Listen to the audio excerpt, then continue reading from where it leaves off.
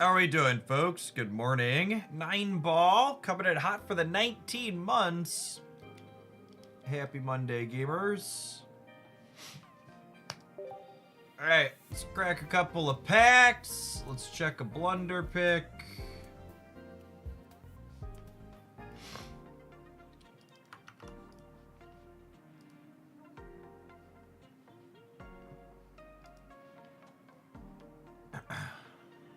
Let's play some Pocket Monsters, huh? It's been a minute.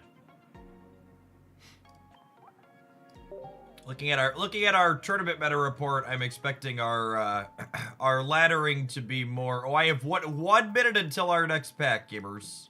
We're early. 1 minute early. 8:20.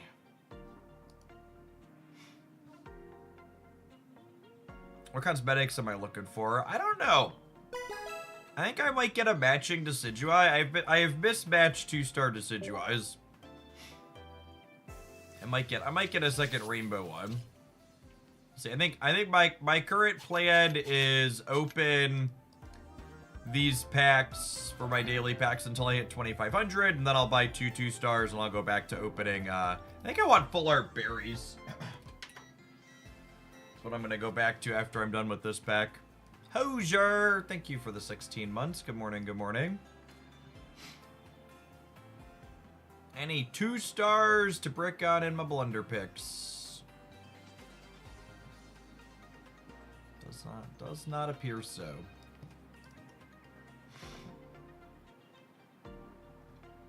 Yeah, I like Sniper Decidueye. Have you tried Wishy Washy yet? It's absolutely trash. I remember if it was like the first or second day, but just very inconsistent and bad. Ben, thank you for the almost 5 months. I appreciate that. Welcome back.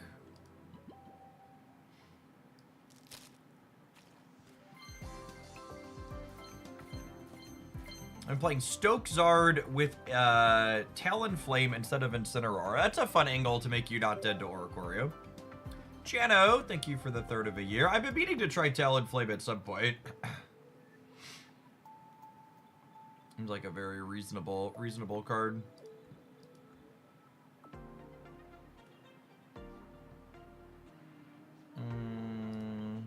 Oh, I technically am not done with my dailies, right? Because I only opened 1 pack.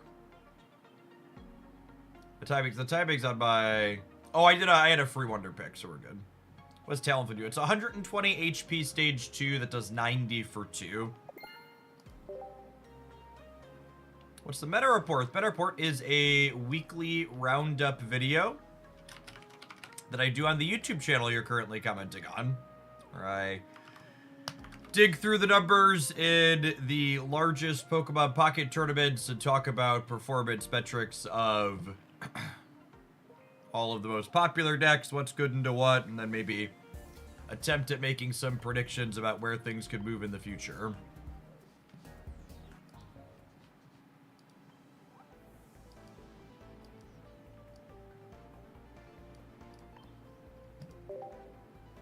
That being said, there was a Dragonite deck that spiked a couple of results, so we're going to start with that this morning.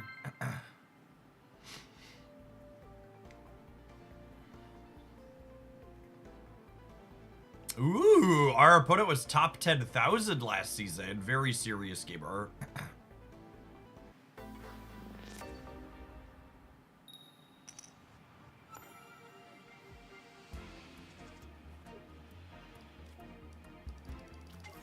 Have a little bit of a Oricorio mirror match here. Looking like it.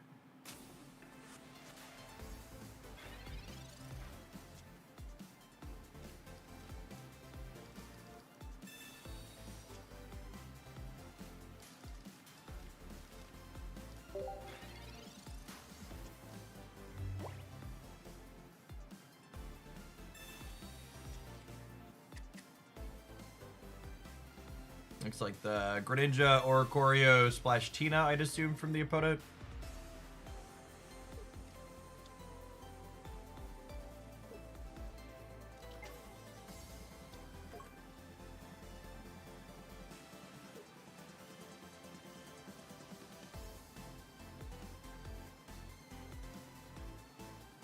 We technically died Candy Greninja next turn, yeah? Water energy on top.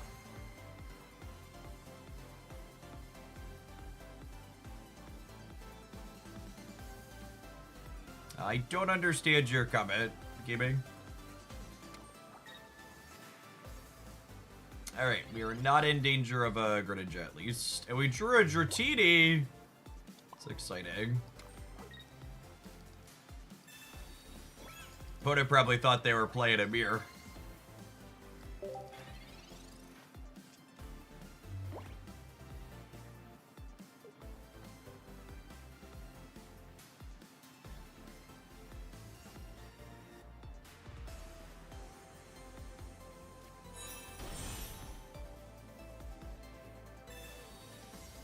Well, I'm really surprised they had the rare candy and didn't, I'm really surprised they had the rare candy and didn't energy this last turn. I'd have been in a lot of trouble.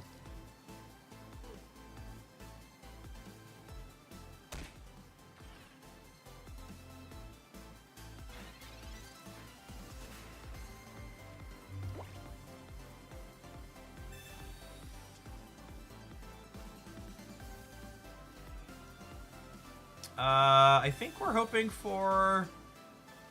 I think I'm hoping for not, what's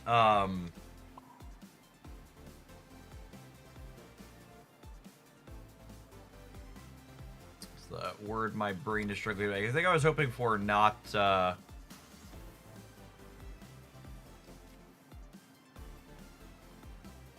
Giratina there, so I have another one-pointer.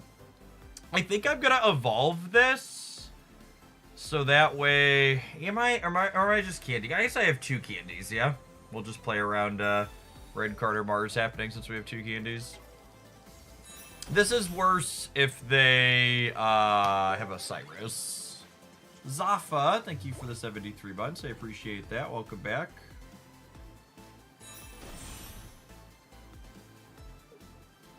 It's our last card, Cyrus.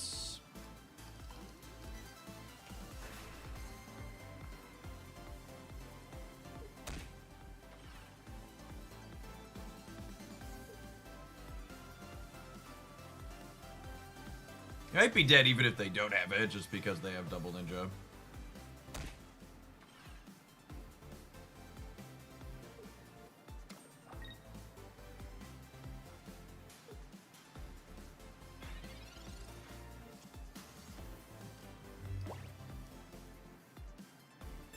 Now I'm looking for Tina. Cool.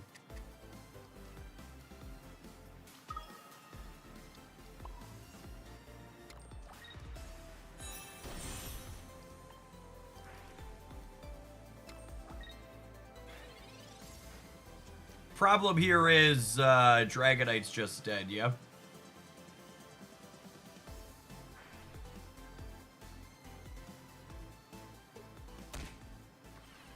Even if I X-speed it in next turn, they have energies on 2 different Greninjas. Are we...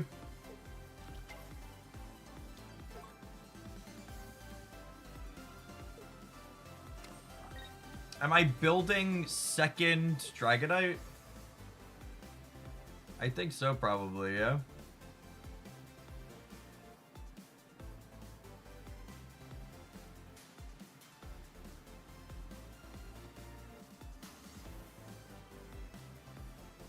This deck wants a ton of energy. Maybe. This deck might just be bad, is the answer. It's probably just... This deck's probably just not playable against... This deck's probably just not playable against people that aren't playing all EXs, is probably what it is.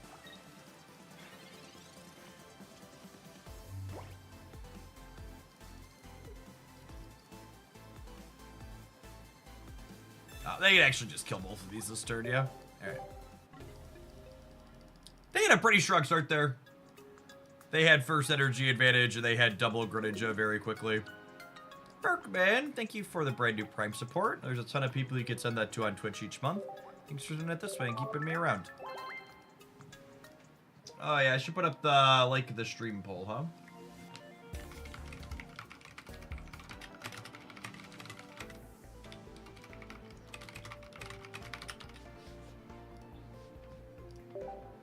Exacto, thank you for the almost 2 years. Appreciate your continued support. Welcome back.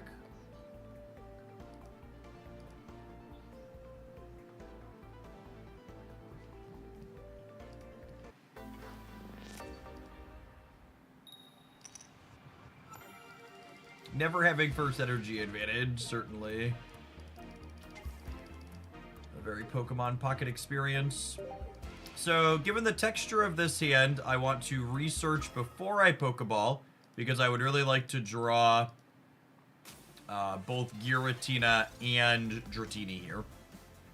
So, I want to research to try and draw one of those two and then be more likely to Pokeball into the other.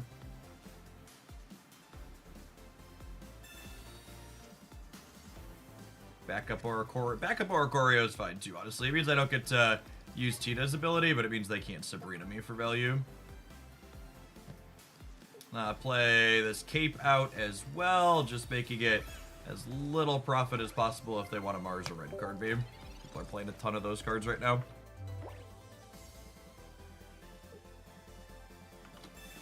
Exacto, thank you for the 23 months. Welcome back. I think the meta would be this diverse if Rare Candy didn't exist. I'm not even sure the meta is diverse with Rare Candy, gamer. If I'm being completely honest, it is not currently. And this is part of the nice thing about the faster cycle of the card releases is, you know, we're 2 weeks into this, meaning we're just finally starting to see the metagame stabilize a little bit potentially. And it's definitely stabilizing in the direction of the decks that are good from last season are still good.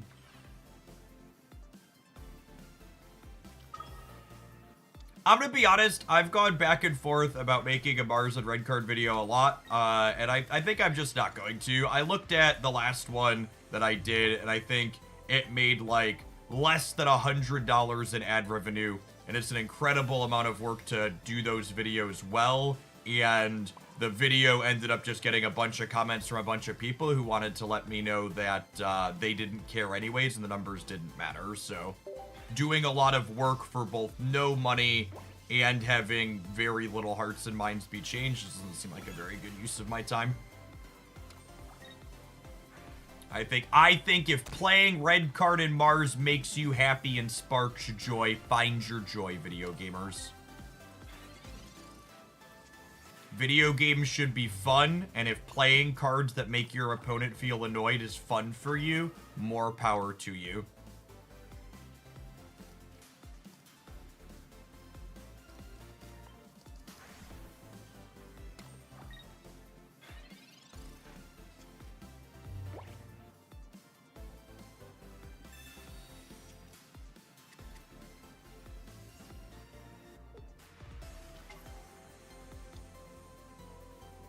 My wife was playing a bunch last night, and she said Rare Candy made the game faster. Do you agree? I think the decks that involve Rare Candy make it more obvious to people when they are checkmated.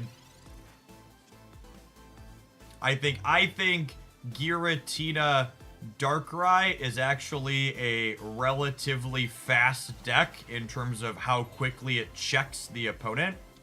People just absolutely hate acknowledging that they're checked and moving on to the next game.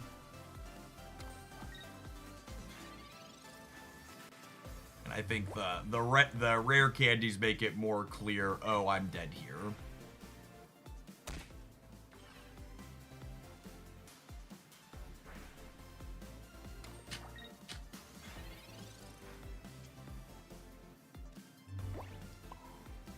Alright, so I found the X speed, but I need to get another energy on Tina here, I think. I think I need Tina ready to attack after Dragonite. And let's see, if this game is winnable, it feels like this deck might be fine.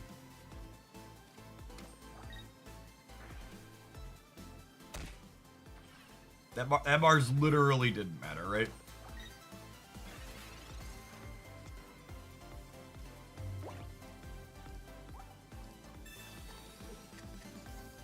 Oh my goodness, we drew the basic. My brain is bad this morning.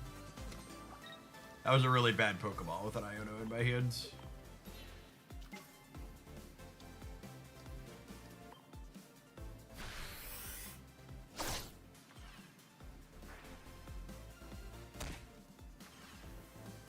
Alright, so they need a copy of Giovanni.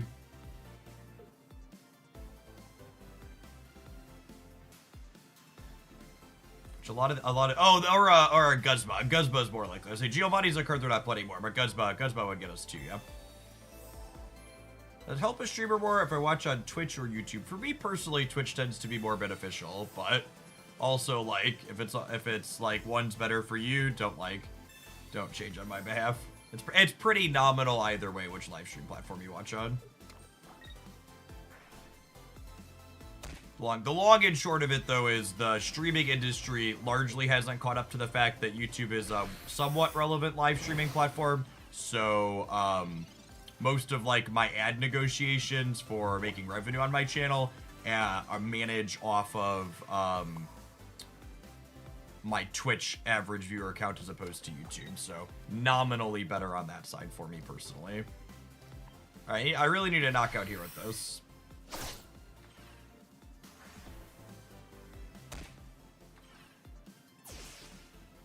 Alright, I mean...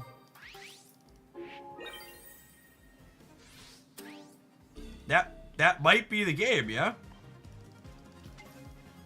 We got 2 knockouts with that attack. Technically correct. The best kind of correct. They already burned 2 potions and a Pokemon Center lady, yeah? So, I'm having a hard time envisioning them being able to set up... I'm not sure how they set up the ability to not get knocked out next turn by Tina.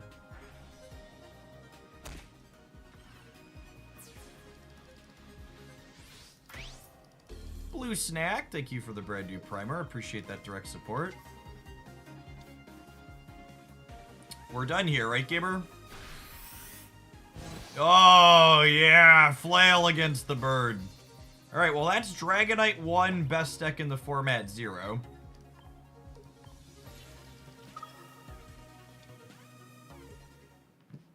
Cool.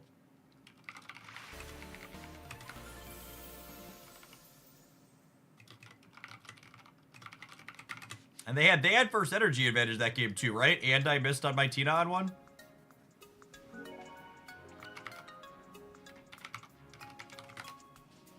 Alright, Dragonite. We gonna let it rip again? Is our Masters deck for the season? Maybe. I don't know that we're gonna play enough today to get to Masters. It's gonna take probably another 6 to 10 hours to get to Masters, even with good variance.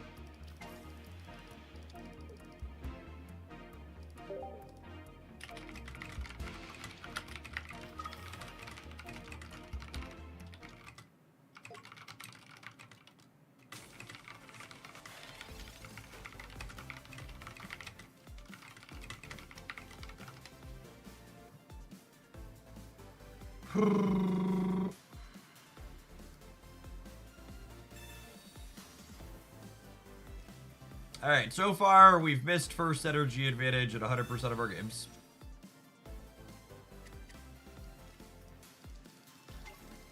I've got 2 yellow chickens though, which is all you could really ask for. Husky Pete! Can I ask for an 18-month resub and you delivered? Welcome back, appreciate it.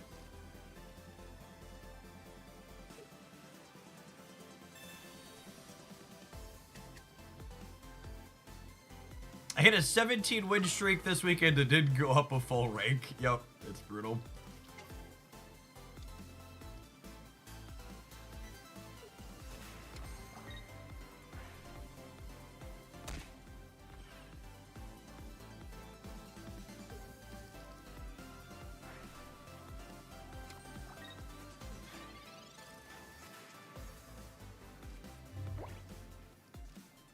Like your finest mulligan, please, game.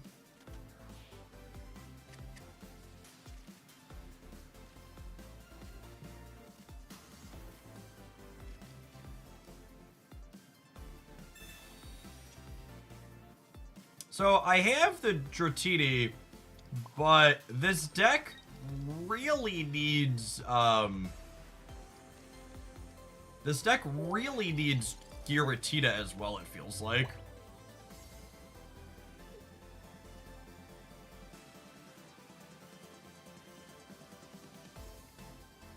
I took Jeff's advice, and I made it to Ultra Run, and then I jumped over to the Casual Go. I think if you're not someone who can spend 30, 40, 50 hours a month on Pokemon Pocket, you absolutely should stop playing at Ultra Run.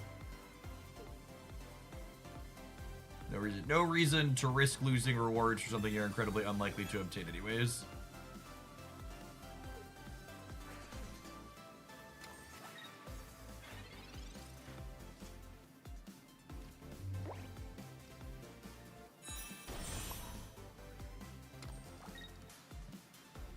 Something I've seen a lot of these decks doing, in fact, the one change I made to the tournament deck this past weekend is adding a Dragonair.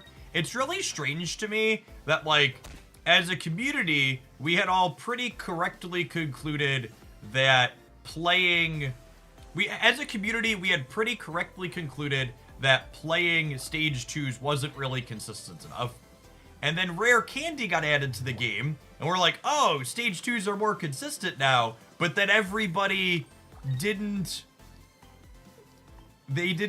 make their Stage 2s more consistent. They instead just cut the Stage 1s for Rare Candies to make them faster.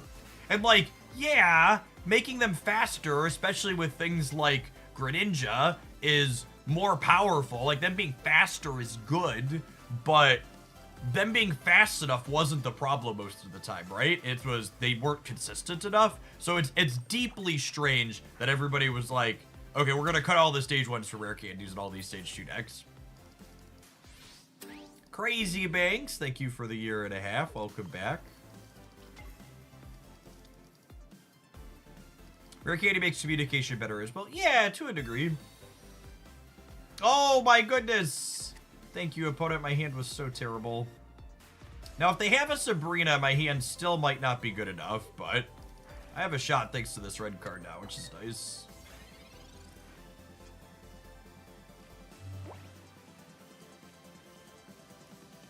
And it may seem weird here to play Tina out, given that I need Dragonite, but again, I don't think I'm winning the game with just Dragonite, right? Like, they have 580 HP in play. It'd be an incredible high roll to get through that.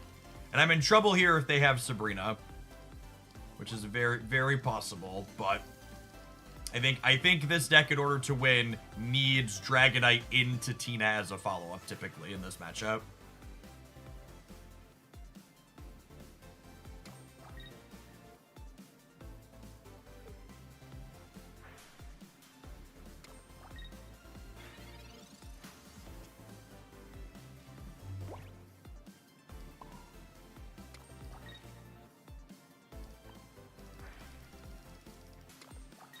I kind of just have to hope they don't have Sabrina. I don't really have any agency to play around it with the way our draw lined up.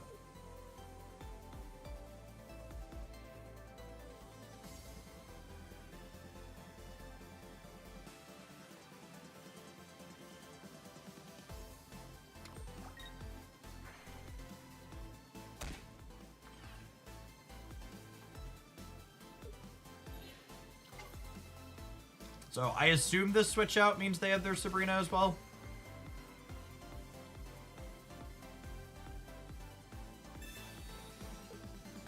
They already attached their energy for the turn, so now my line is hope they don't have second Cyrus and that this Tina can take a hit. So if I lose the Dragon, I lose the game on the spot. So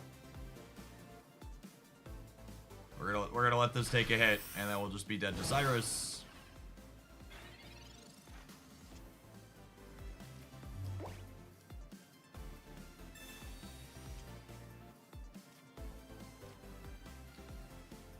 Oh, man.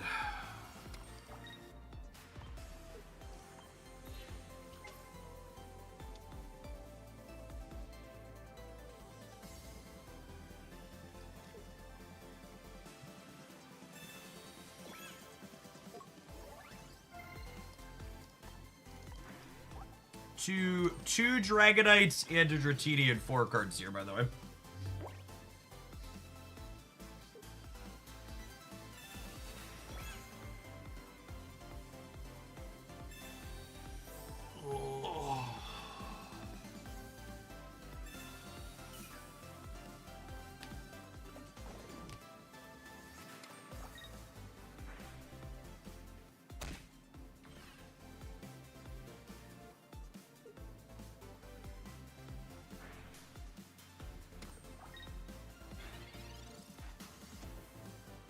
Okay. I don't know that this is enough the way this is lined up.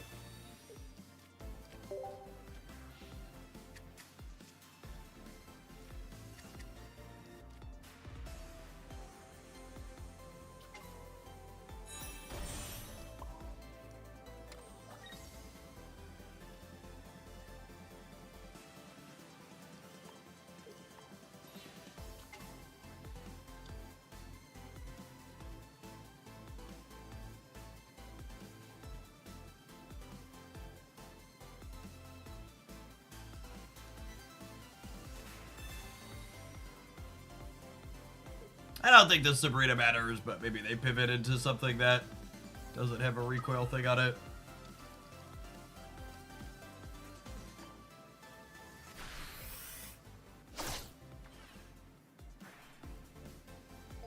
And then we're just in at this point.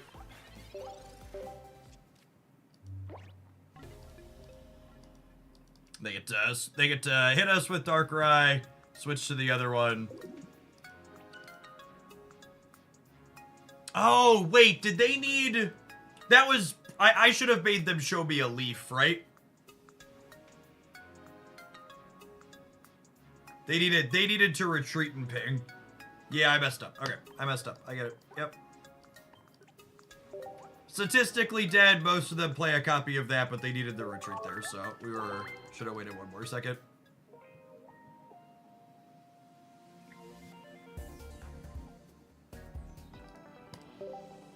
We're only 90% dead as opposed to 100% dead. I accept. We could have waited one more second for them to show us that we were 100% dead.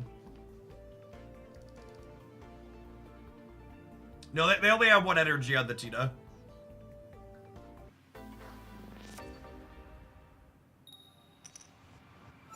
This is our 4th or 5th game in a row where we don't have first energy advantage.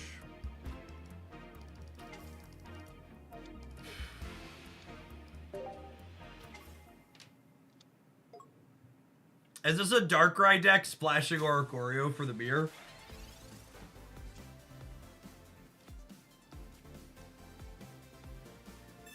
Okay, we're missing first energy advantage for the umpteenth time in a row. But we have an ideal opener for the first time. I think this is the first game we've played where I have Dratini and Tina in the opener.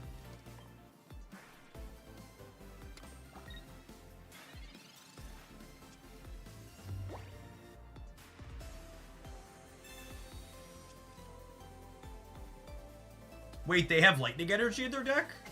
What are they doing? I'm so confused.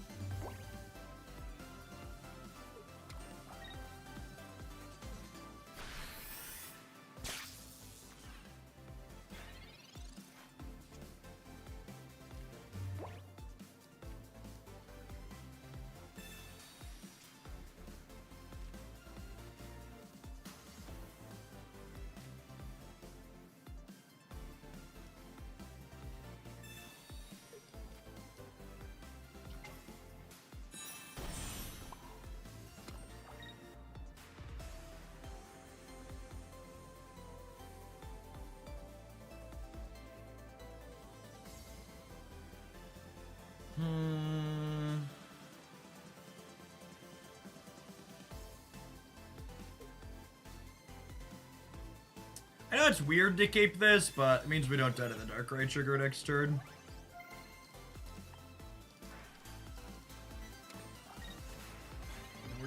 hoping we have a water energy in our first 4.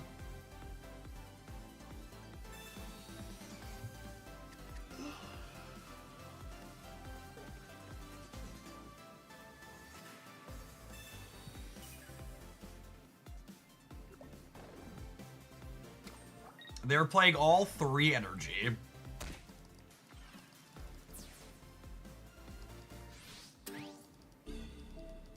I don't know, everybody's saying deck editor things, but like, they'd be losing this game by a lot if they didn't have non-dark energy, yeah? And we'll see. Maybe it'll catch up with them here after a couple of turns, but they are in a good spot in no small part due to their lightning energy.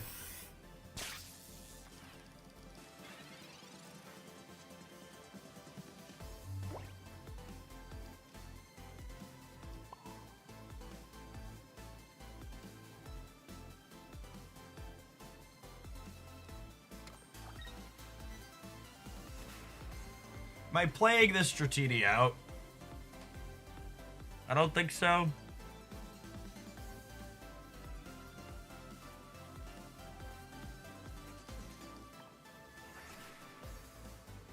Playing the Dratini out insulates us against Sabrina this turn, but it's weaker to it in the following turn, yeah?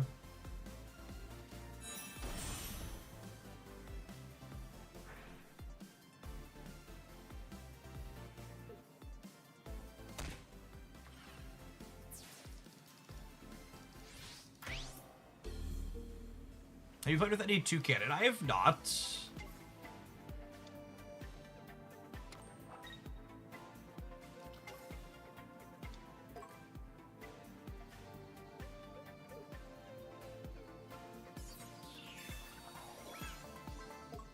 Is the correct cape choice when you're playing against Dragonite. You want to get your Pokemon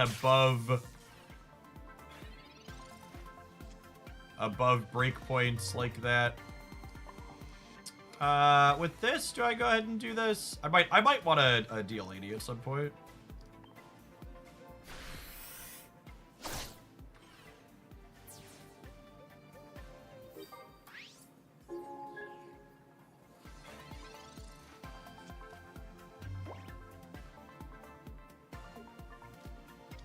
Loopy, thank you for the 20 months. I appreciate that. Welcome back. Red Link, thank you for the over 6 years. We're gonna need a little bit of a Dragonite high roll to win this game, huh? I need to either clear 2 1-pointers or clear the Darkrai here, yeah? I'd like to dedicate this Irida to all of the incredibly arrogant people in my chat who are confident my opponent's energy choices were a deck selection error. My Irida is unfortunately a little bit too late here. Alright, Dragonite, do your thing. That unfortunately does not qualify. GG, opponent.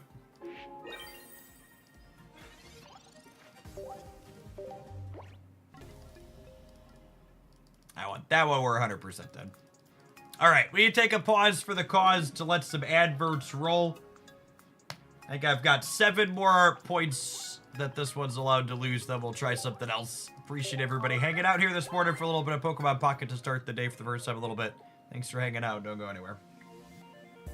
Yeah, I mean, that was just like kind of typical Dragonite stuff, right?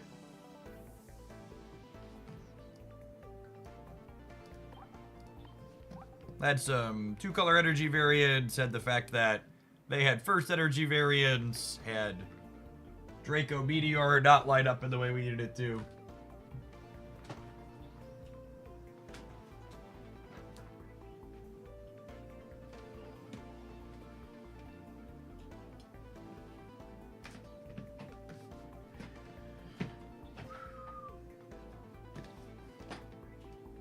Toucan Ilima seems really ambitious, just because, like, re-evolving to a stage 2 is a lot of work. I'd be surprised if that's a thing you're interested in doing. It's appealing from a let's be aggressive standpoint. I guess the question about Toucan is, what are you doing with it, Toucan or whatever it's called? What are you doing with it that makes it a compelling thing to be doing as opposed to just playing B-Drill? Because B-Drill, basic B-Drills, it's very similar templating, gives you the flexibility to play B-Drill EX, who's very good in a number of spots. And you get to play Grass Cape and B-Drill decks. Although, Toucan has a little bit more HP, so maybe that Cape difference is marginal. Zodiac Brave, thank you for the entire year. B-Drill has typing advantage into Darkrai, though, which is not nothing either. Yeah, we were just talking about that, Greedy Bee. I'd be surprised if Illimaing a Toucan is particularly good. It's so slow to evolve back up. I think the Leaf Cape versus regular Cape is mostly a wash in that discussion, just because Toucan has 140, whereas B-Drill only has 120.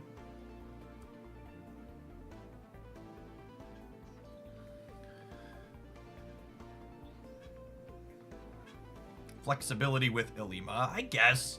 I don't know, if you're playing Rayquaza behind it too, like, that makes Illima less appealing because you need more one-pointers behind it so you can go pivot it out into another one-pointer, because you don't want to, like, lead on Rayquaza and then, like, have a Toucan as a follow-up, right? You don't want to go two-pointer into one-pointer most of the time. It's still just not very good deck building.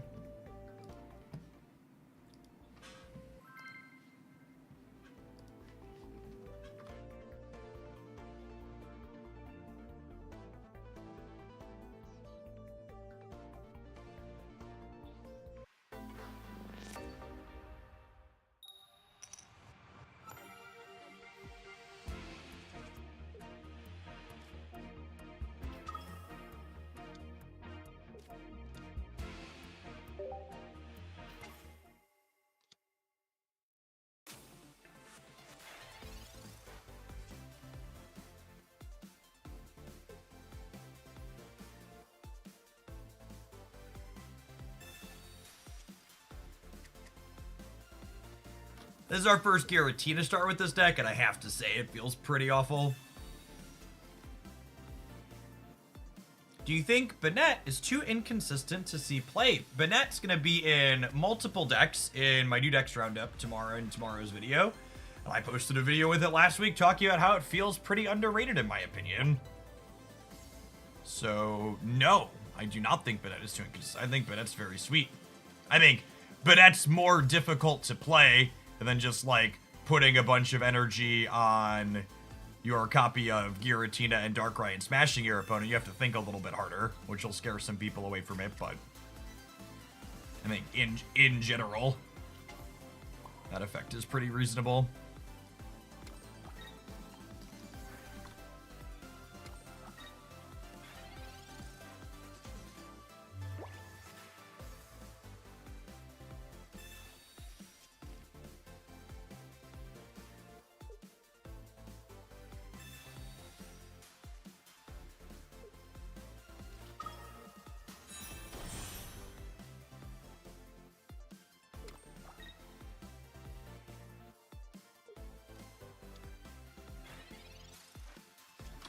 Man, without their supporter, the Turtonator start here looks pretty embarrassing, huh?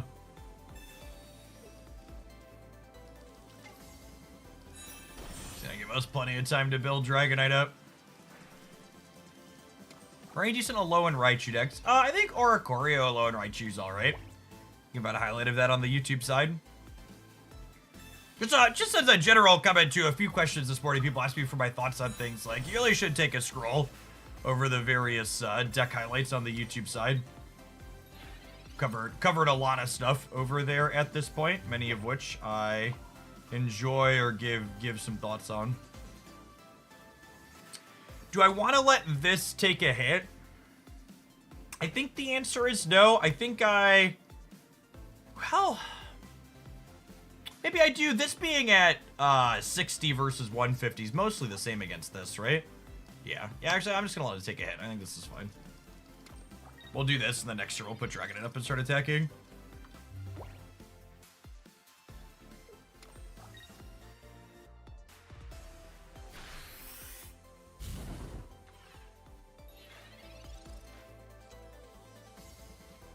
I think with average Dragonite variance, it actually solos here. But it's kind of amusing. The thing we actually need to avoid is we don't want Dragonite to solo their active, right? We want this Turtonator to kind of stay locked in for at least a turn.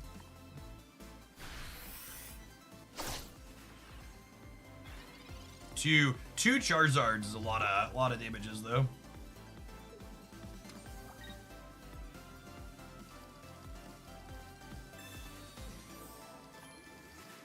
Really hoping to draw our copy of Irina. Let this survive another Turtonator hit. Now, this turn we would love to see. We would love to see Dragonite kill this. If Dragonite kills this turn, I'm not sure we could lose the game. But if it misses and doesn't kill a Charizard, we're probably in trouble. Cool. Yeah, I think when this happens, they have to stoke this, and then if they stoke this, then my Oricorio could come up. Feels like we're probably in a decent spot here.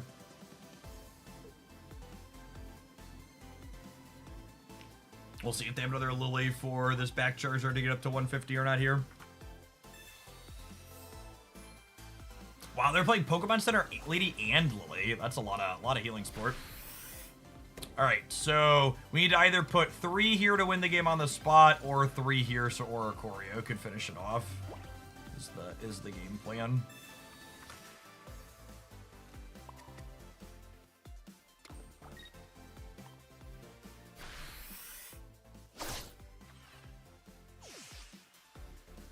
Dragonite asserting its dominance as a superior Stage 2 Pokemon from Gen 1.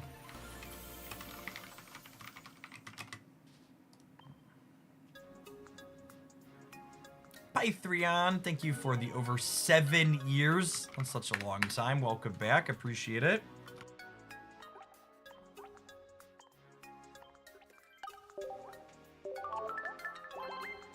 Dragonite heard it only had 7 more points to give. And I was like, all right, I'm gonna put these to good use.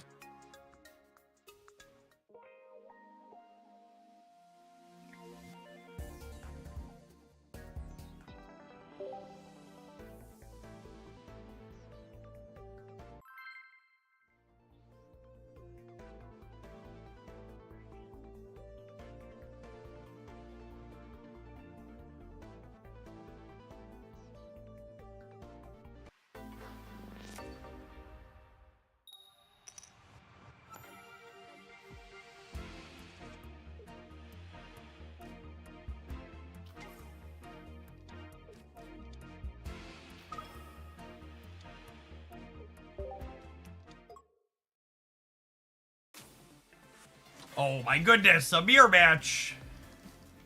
You know Dragonite's busted and wins the mirror 100% of the time. It's kinda correct.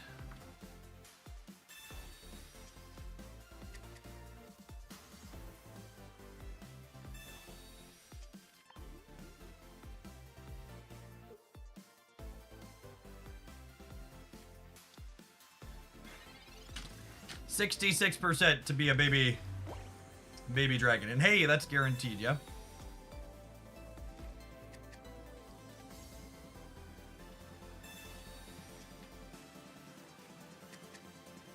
You know, it's actually kind of an interesting question. Do I just start zapping? Or do I just build the Dragonite? I guess the upside to building the Dragonite is I get to have Tina here as well. And I have like 3 stage 1s, right?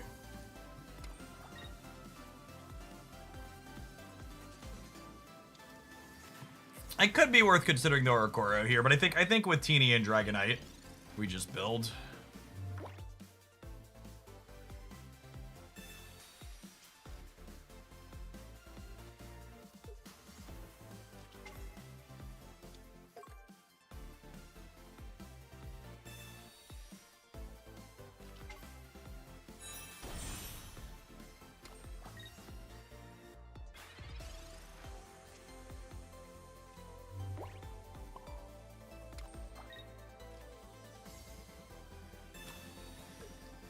Candy dragons everywhere.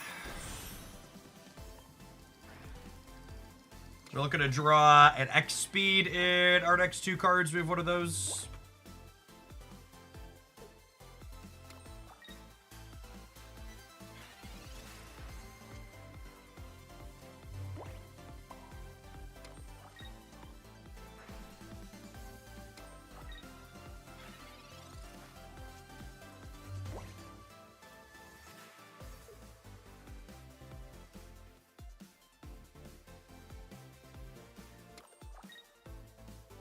Hey, Baby Fur, thank you for the absurdly generous tier 3 and for the half a year. Glad you're enjoying the Pokemon stuff. I am too.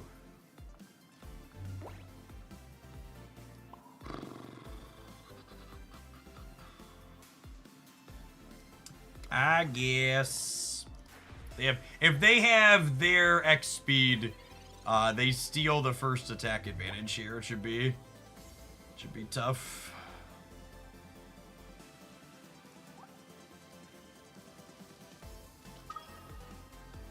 We have Artina and they don't though.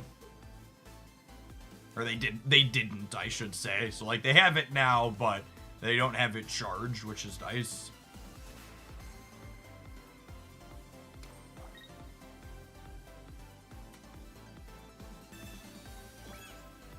Good use of Cape here from them. You want to prioritize getting your Pokemon above 50 HP breakpoints against Dragonite. And this is the only one of those they can do that on.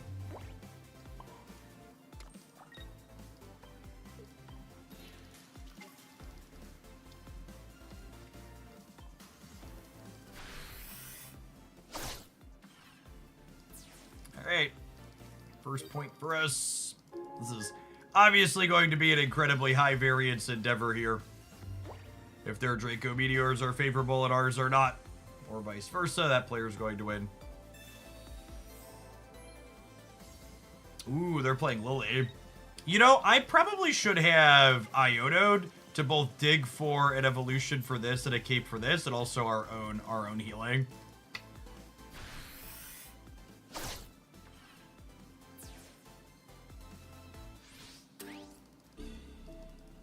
Oh, they're playing Snorlax as well. That's interesting. So not a true beer then.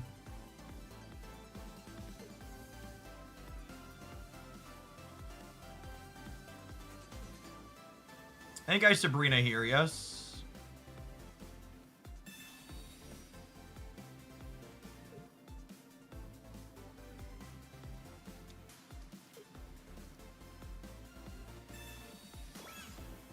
I'll put a water energy on here in case we top deck Irida. Yeah, they've got the Snorlax tech for the beer gamer. It's got a lot of health to soak up.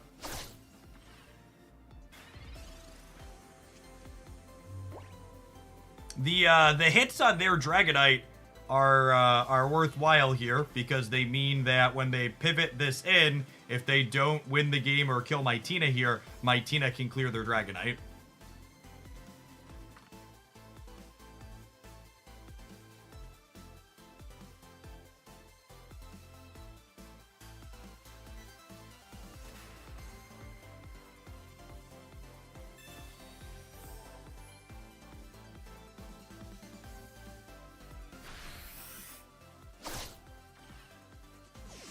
All right, that's like we said, not really a ton to do here. Just cross your fingers, clench your butt cheeks, and hope for the best.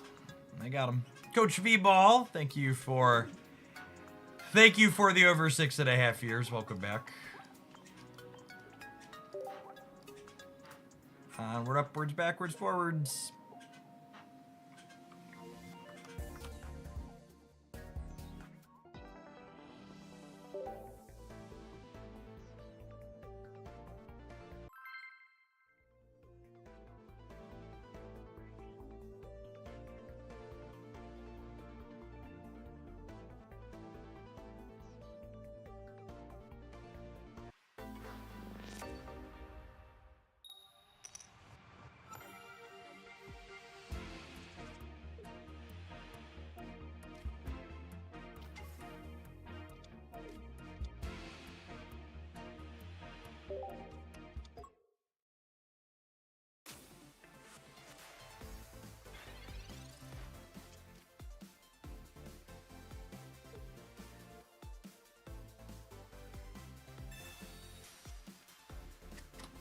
First energy advantage or Choreo into Furuki's not terrible.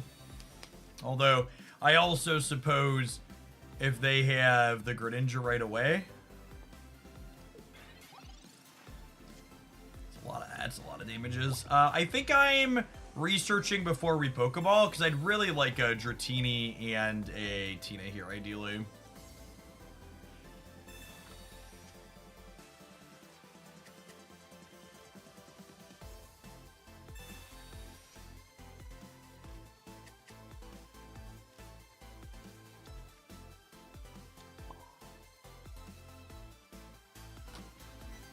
Do I do this to force the retreat? I think so.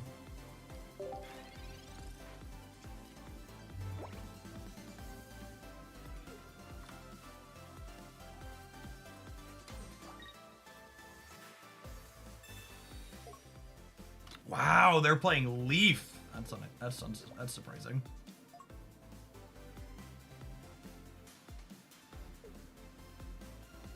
Sprinkle me.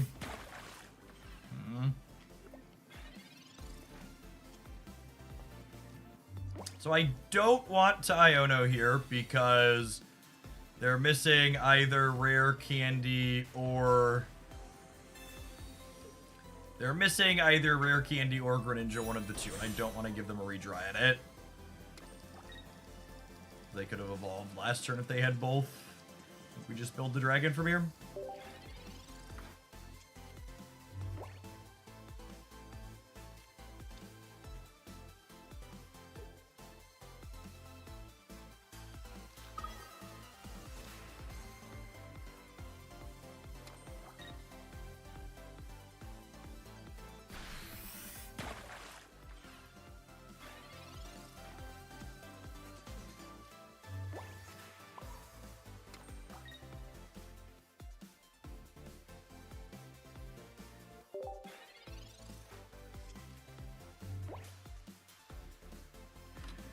I think we're gonna pivot around here a little bit.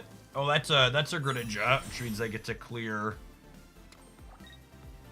They get to clear the Oricorio this turn.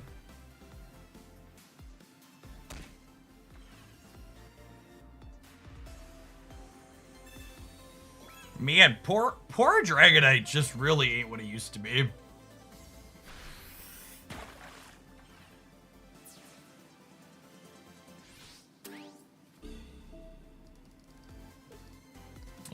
This has not really felt remotely competitive, unsurprisingly.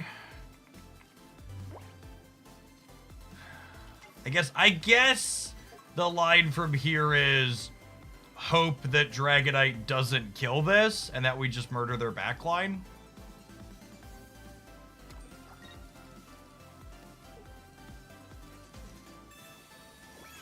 I think is our sequence of outs here.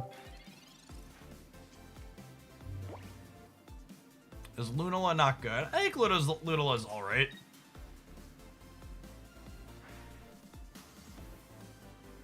The problem is Darkrai Tina is just like significantly better than most other things, is like what it comes down to.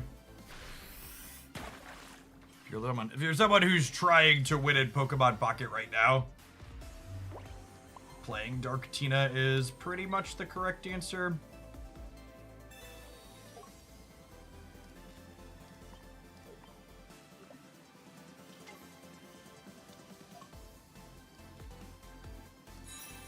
Could Dragonite actually get worse? It's a good question. Good point.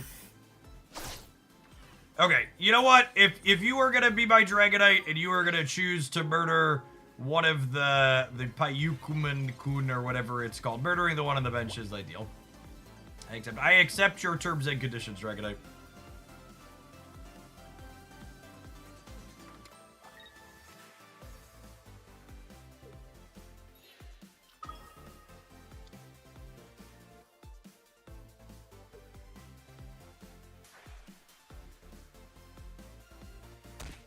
Oh gosh, do they have like a Guzma? Oh no! Are we cooked? I feel like kinda cooked. I think we're dead. Yeah, alright, I would switch to a deck that's hopefully less trash than this one.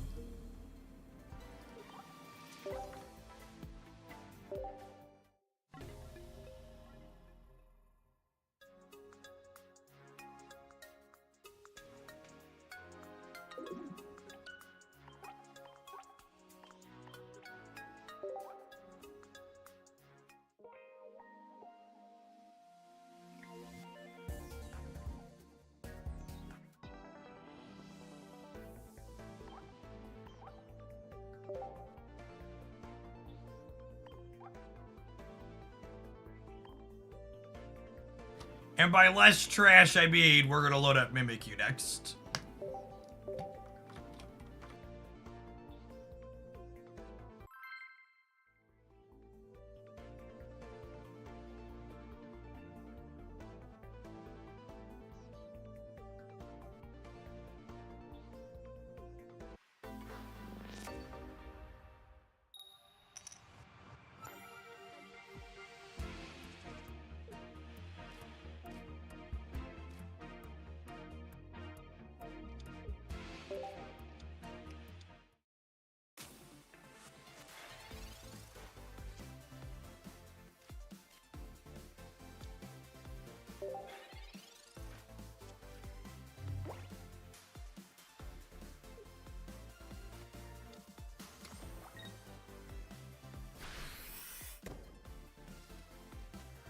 More than one Shadot. Yeah.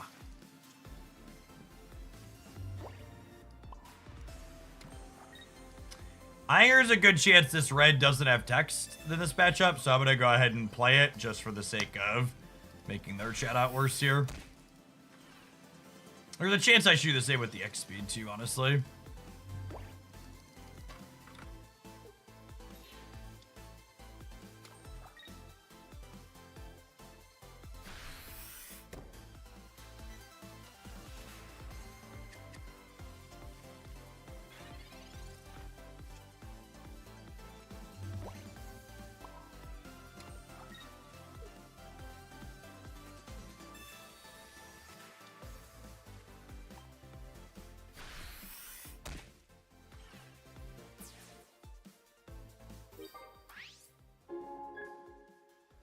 This Cyrus, obviously not a ton of value, but similar to just using the red to get it out of hand, making our hand smaller in the face of Shadot drawing cards has some value here.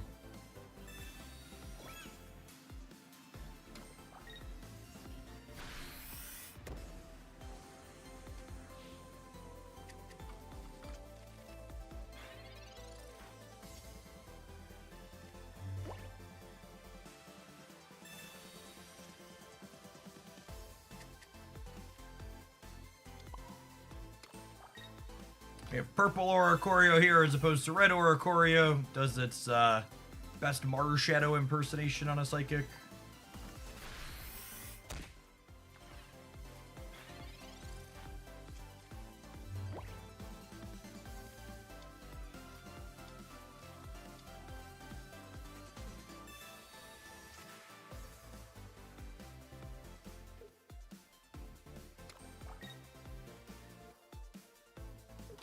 They do have VX Pokemon. That's surprising.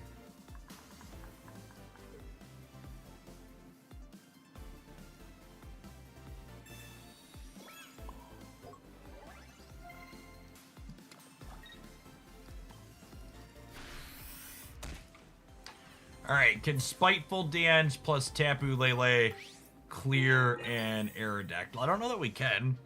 I guess these things have 90 with the Cape here is maybe gives us a shot.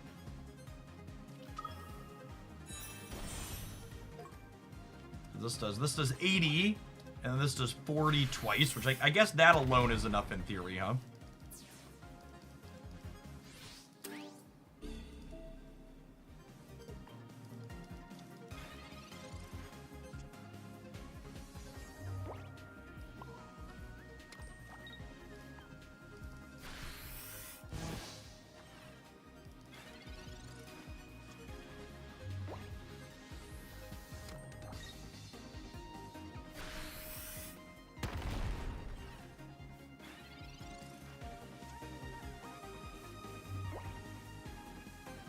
That's lovely. So that means even if they retreat out of this and clear us with that, they're still dead on boards. They need a way to jump up this to clear this, and then also a way to heal this to not just get chased down by the other Tapu Lele.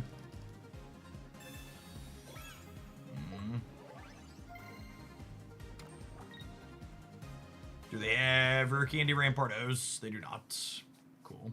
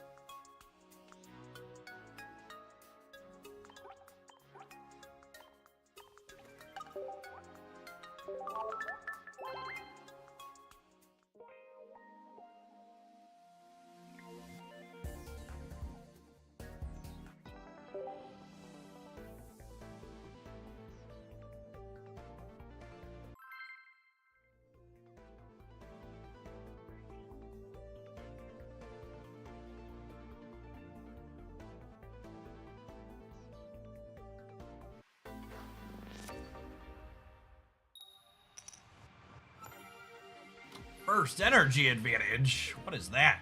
That's crazy. So we've got Mimikyu here.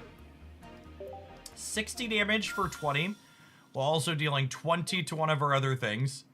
And then its supporter here pulls 20 up to 40 damage off of it and moves it onto your opponent's active Pokemon.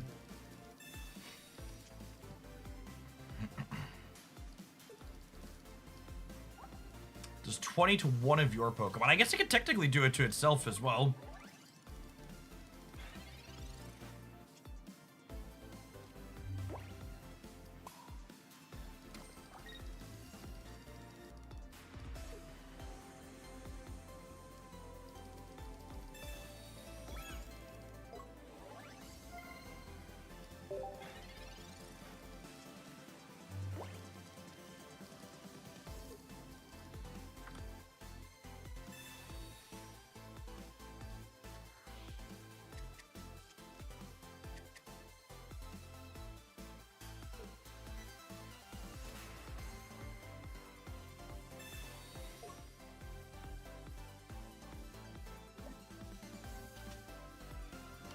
Are we about to absolutely cook them here? Feels like they're about to be absolutely baked, yeah? So what if we do this?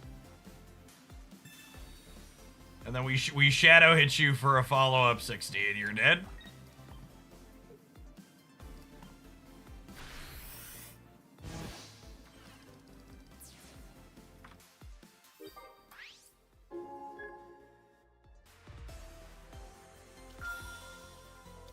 Surprise! 100! So hot, so hot! Mimikyu's so hot right now.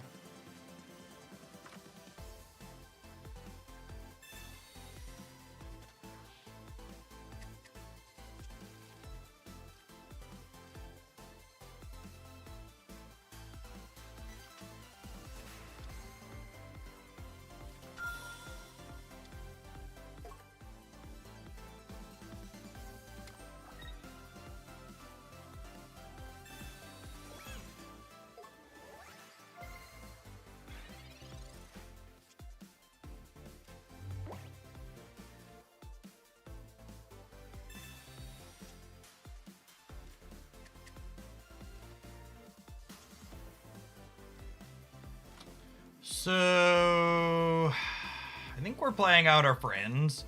We put an extra energy on here. Crack them for 60. And I think I want to stack 40 on the back Mimikyu, so that way, if we draw our second Acerola at some point. Is it Acerola or Acarola? Aka or Ace? I will entertain distinctions from the chat at this point. Don't get used to it. It's neither. Neither. Well, you know what? She's gonna murder this Arceus for us, okay?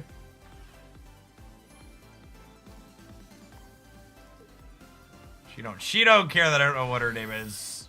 She's winning the game.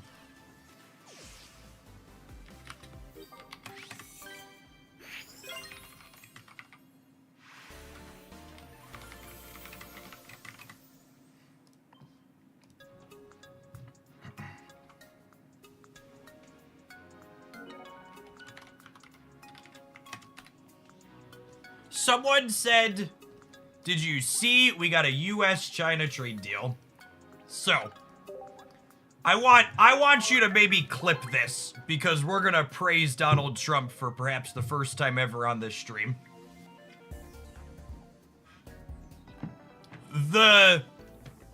It's wild to me that, and it's a split praise slash like market observation. He actually successfully price anchored people to be excited about a 30% price increase, which is wild to me. Like, we had the same people who were complaining about inflation being significantly lower than that, and rightfully so, now largely excited about a 30% price increase on all of the goods we have coming in from China. It's significantly worse than pre-tariff, but somehow the markets are still acting like it's super good and super exciting. And it'll be, let's say, morbidly interesting to see what happens over the next couple of months as like we actually feel impacts, because all of the actual market changes, both the down and the up, are just purely vibes based because we haven't actually seen what the impact is. But like, if you're like Jeff, all of your cell phone's gonna cost 30% more, I'm like, well, that sucks, right? Like, and that's not to mention all the little increase. Yeah, it's like the guy that said he was gonna shoot you in the head shot you in the leg instead. You're like, yes, getting shot in the leg is significantly better, but also like it's still not great for me. But it's basically like to get a really big throwback. Do you remember my old Magic the Gathering, from any old Magic the Gathering arena players, when they announced Historic was gonna happen, they were like, all Historic cards are gonna cost double Wild cards. And the community lost their mind, and then they put it back, and everyone was like so happy they put it back. So it was like, it's kind of the same thing, right? Like 145% tariff, basically an embargo. And they're like, actually, it's just gonna be 30%. It's like, he actually price anchored a $1 trillion economy the way that we price anchor children in mobile video games.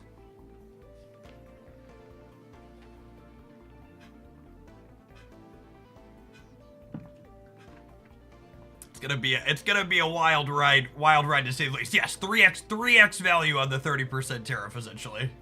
You ever see those mobile games where like the bundle pops up and it says 900% value? You're just like, I gotta get it. It's 900% value.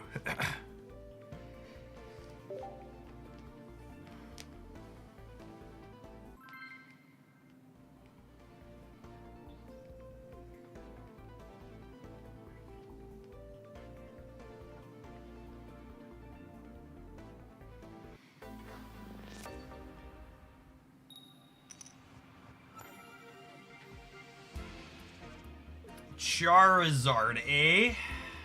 We have first energy advantage with the Mimikyu, and Tapu Lele unironically very good against Charizard, right?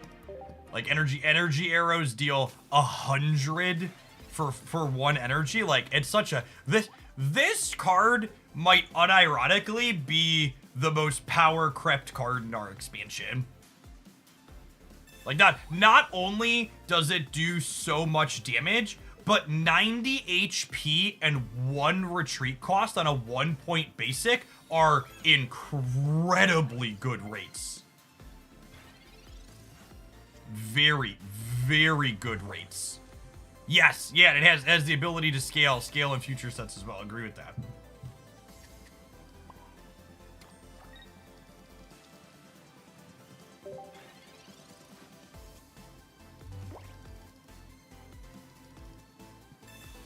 Yeah, I only have 1 full art Mimikyu and 0 full art Tapus. I cut my spending dramatically on this latest pack, just as a point of reference. I'm spending way less money on this expansion than I was in previous ones. I Sabrina here, right? Because Sabrina means that I either get to take a point on the Litten or I get to put 60 on their Charizard that's gonna come up. Oh, wasn't this a gift? It might have been. You're right. I don't remember. I think you're right. Is this one not in packs? Oh, this was the was this the season pass one? It was, yeah.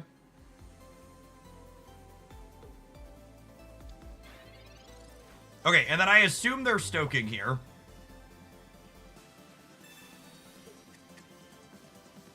Yep, you're out of basics, bud. You're not stoking. Okay, can I have an ace? Looking for an ace. That could still be an ace for next turn with Mimikyu, yeah? Ooh, that's a piece of candy.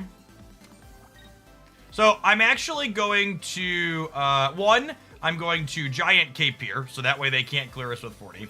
And then we'll continue to stack damage on the back Mimikyu, because so long as I have a Mimikyu with 40 damage on it, an ace off the top at any point is just like 40 damage in the tank.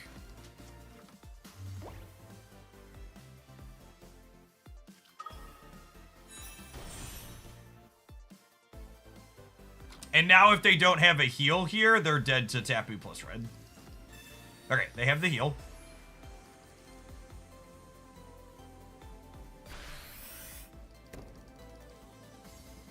I think I still just switch to Tapu, right? Especially with second Tapu in hand.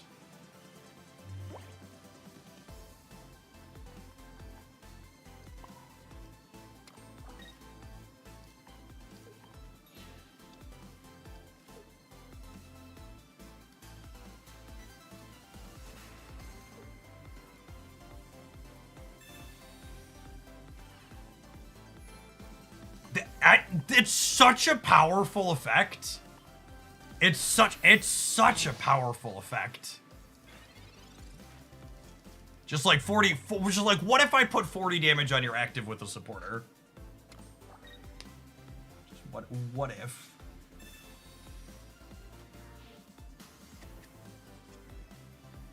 Oh shoot, red card.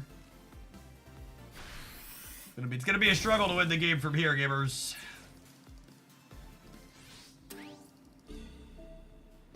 I mean, they were probably dead either way, but it's nice that it was a red card and not a Lily. Lily would have given them a chance. No, I wanted to kill you with my supporter. Come back. Come back. I wanted to kill you with my supporter.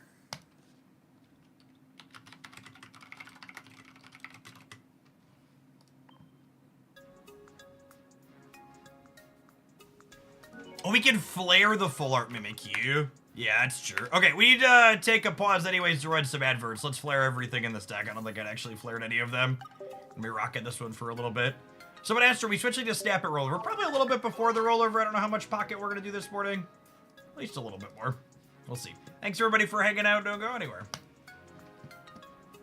Much like the economy, the schedule on this channel is just going to be kind of vibes-based. Whatever we're feeling. I like single knockout point decks. Yeah, this and the Bennett deck are some of my favorites I've played so far this season for sure.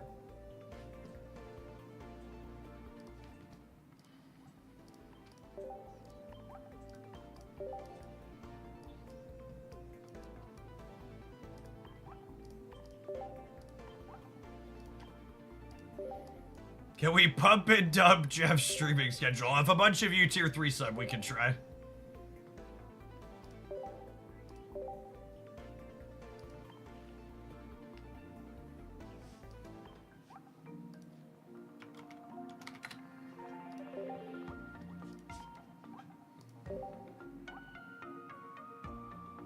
None of these are very exciting. I think I like this one the best.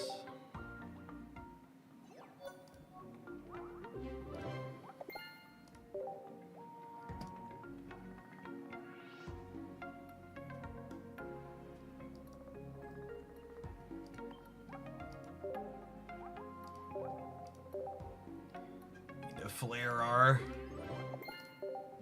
regular one too. Oh, good. The one I wanted is the first one.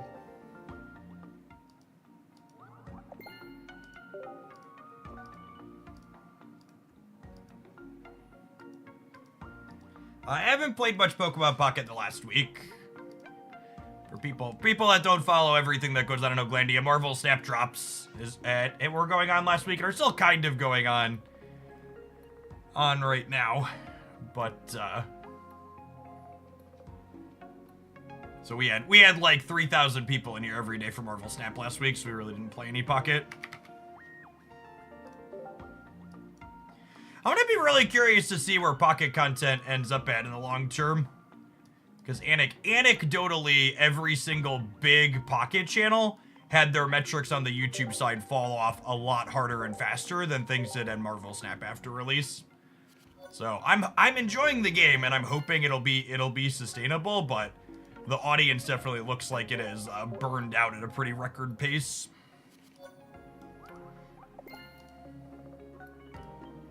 And for reference, I'm not even talking about my channel there. My channel's like maybe top 10 for Pocket channels on YouTube if we're lucky.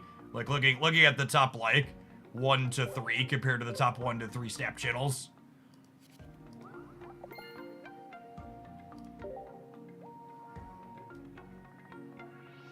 Scissor, thank you for the almost 6 years. Welcome back.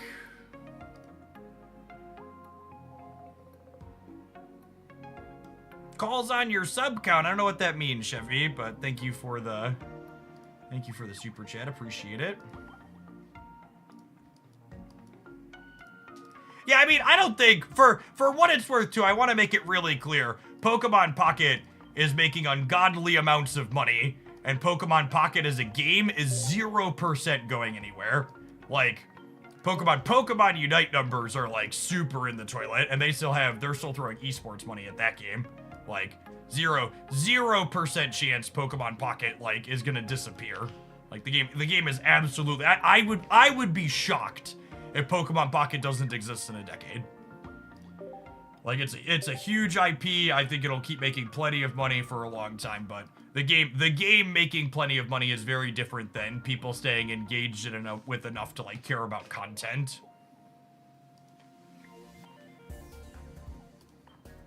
Those two things are not guaranteed the same. And to use some specific numbers that I was like slooping, that was like, oh, 1 second. Let's articulate thoughts.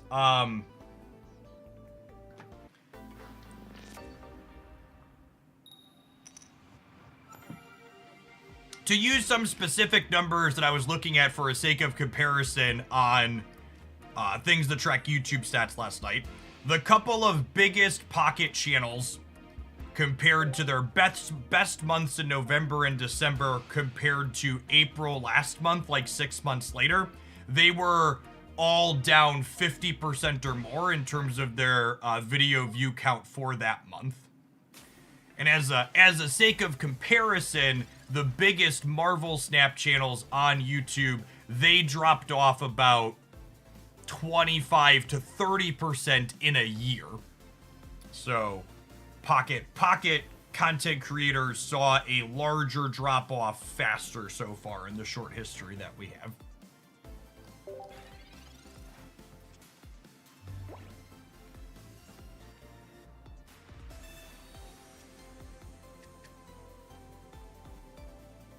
And for people who are familiar with my background, I have a graduate degree in mathematics, and I spent time doing data analytics for a Fortune 50 company for a little while after grad school before I fell backwards into doing content as a job. So I always try to be very plugged in and aware of the numbers around whatever game I'm making content for, as this is my job, and I think being aware of those is beneficial for me personally.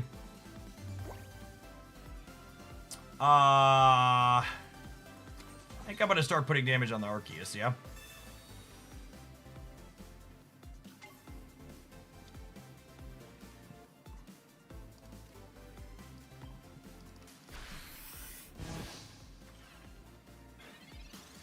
As far as sustainability goes, do you know where the starting values for Pocket were corresponding to stat numbers? The starting numbers for Pocket were a little bit higher, which is a good question.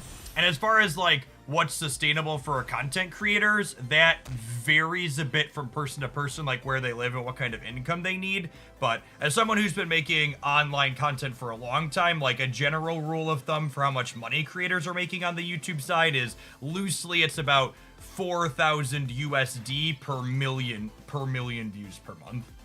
And there's a little bit of variation in that. It's not always a guaranteed one-to-one comparison, but in my experience, that's relatively about where it stays. Oh, are we cooked? I'm feeling kind of cooked, gamers. From a content creator perspective, do you think Pocket is dying? I think I have literally never made content for a game that wasn't dying. Every day we die a little more.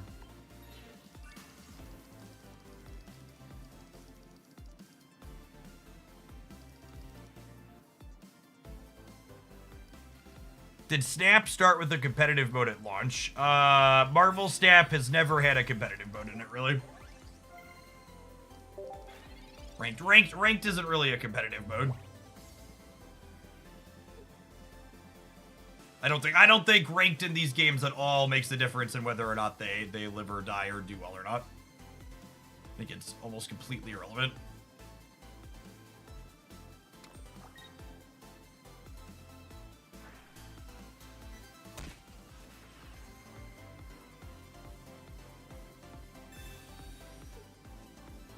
I realize Jeff's camera is bigger when he plays Pokemon Pocket. Listen, gamers, I work really hard to make my camera as small as it can possibly be in my overlays. But Pokemon Pocket's a very vertical game, so there's only so much space I can have it take up.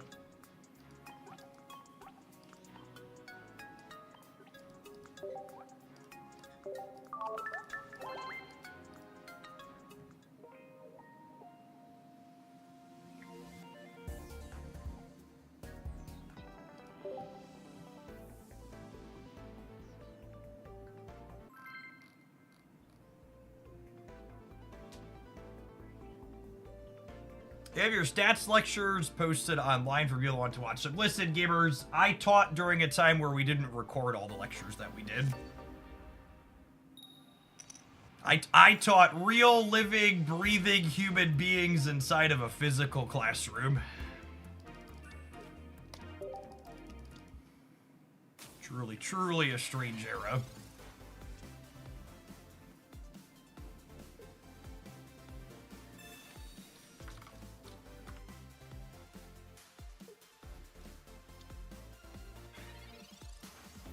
I would like to murder your fossil. Wait, Jeff, how old are you? Like 60? Imagine talking to real people. I know. It's terrible. I think I'm playing the cape out too to make their chat even worse, yeah.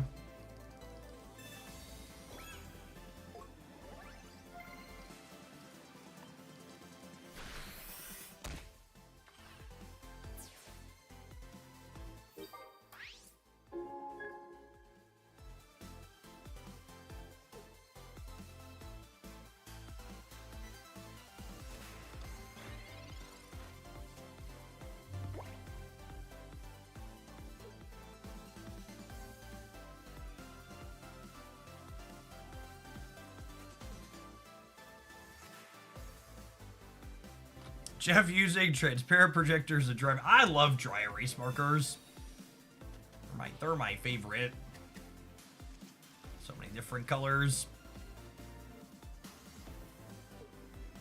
What was it? Smart boards were new when I was teaching for the most part. Or like they were just getting cheap enough that like more classrooms could finally afford them, I think is the most accurate descriptor.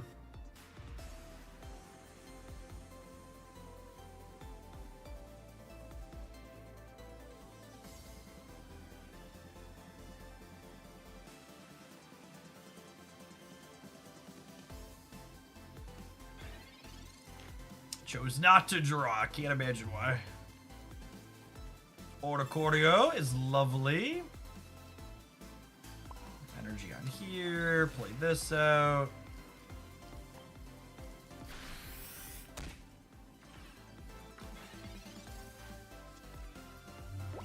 Do you still participate in pocket tournaments? I do not. They're just pretty inconvenient.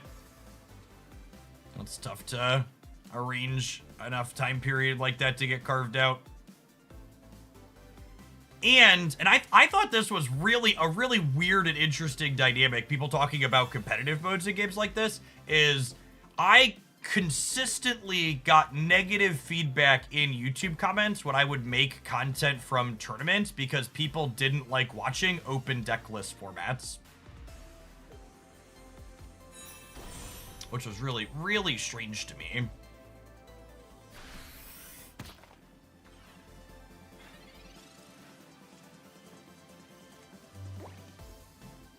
I personally am of the opinion that open deck lists are incredibly more skill testing and interesting, but regularly got very negative feedback. No, I don't think it was remotely a vocal minority. In fact, if anything, my experience indicates that the people who are a vocal minority are the people that really like the sweaty content in a lot of these games. You gotta understand, people. Most people that watch stuff like this are way more casual. Most people that play these games. Mimikyu is gonna hit itself here, I think.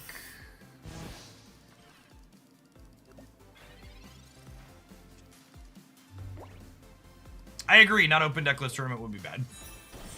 Concur with that conclusion. Okay, so it feels kind of important that we have second Mimikyu in this deck more frequently. Because if I would have had another Mimikyu to put what's it called on here, it would be nice. We're kind of hoping to draw our Cyrus at this point. I get to put Duck up, and Duck clears this. But then this is going to clear Duck, and then I'm going to need... I need a Cyrus to help me finish off.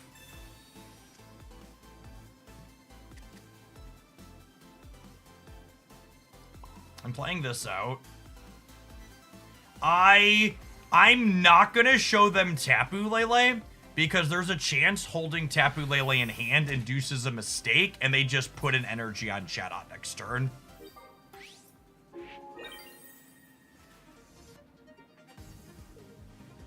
I'm expecting interest in pocket content to increase quite a bit if and well they get included into the Pokemon Worlds Tournament series. So... Just as a point of reference, just because again, it's really hard for me to overstate how much people overvalue competitive stuff. That comment there, right? Pokemon Pockets would be bigger when it's in Pokemon Worlds. Pokemon Unite is in Pokemon Worlds, and they had a full esports production broadcast this weekend, and their stream averaged 600 viewers. So again, I really can't overstate how much people who want to be competitive in these games think competitive is a lot more important than it is.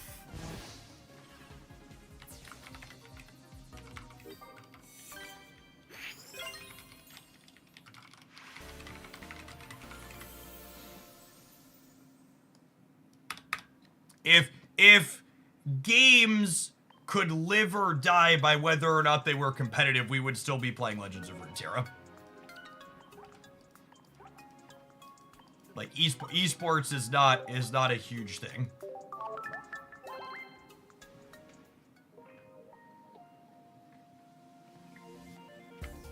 And that was actually the second day that was more successful. They did 2 back-to-back broadcasts. This is the official Pokemon Unite stream. Their Saturday stream averaged less than 500, and their Sunday stream averaged just over 600.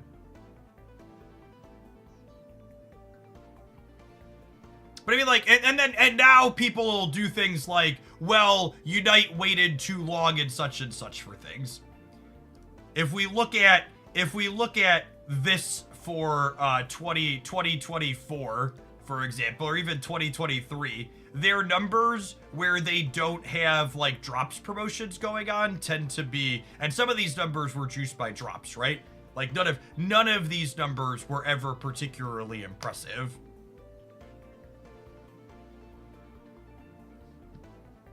And again, I really want to emphasize that this is not a problem that's unique to Unite. Just literally every game I've ever played, people always talk about how competitive is so important, etc., etc. And it's just none of the numbers ever show that. That's a website called Sully Gnome. I can go ahead and link that for people that want to play with it. You can look up all sorts of different things on Twitch, and there is not a comparable website for YouTube. YouTube does not have a data API that you can access and look at. There's a website called Social Blade where you can look at some general YouTube channel stats, but they're different than looking at just live streams.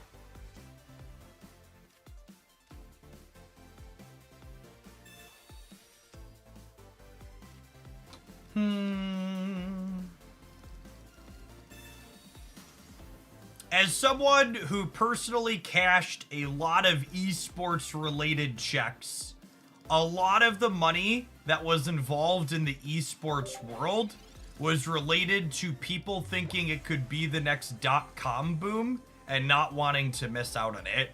So they just got tons of venture capital, which largely was incinerated for no returns for the people putting the money in.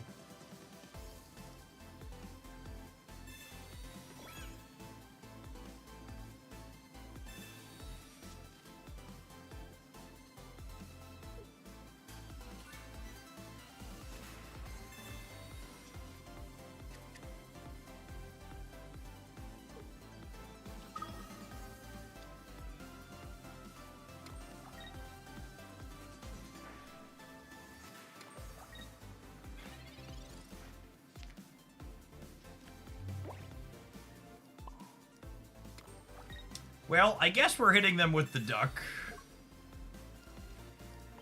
I think I'm taking the helmet off here. Maybe I wait and make them commit to burying me. Because if they're going to bury me, the first 20 points doesn't matter, right? I guess it matters if they have rare candy plus what's it called? Wasn't the .com boom a bubble that popped? A lot of people made a ton of money during the .com boom. There were a lot of websites that made a very significant amount of money.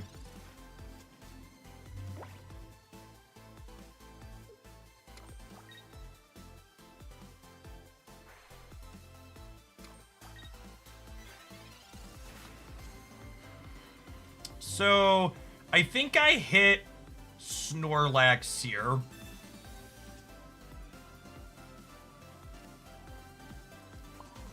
Because it's going to allow me to finish with Mimikyu or Tapu next turn.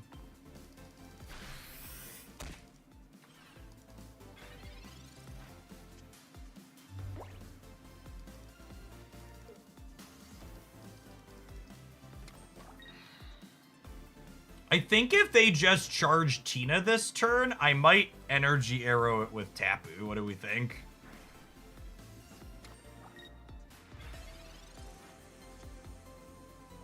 Yeah, second Tapu here.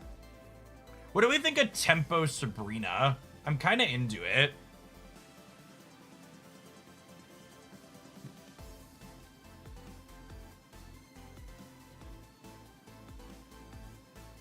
Most of these decks don't have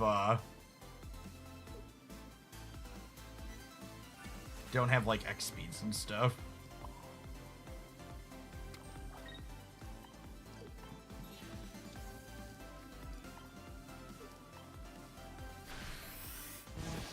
They put 60 into here, and then if they pivot this up and hit us and don't heal, the Oricorio finishes it.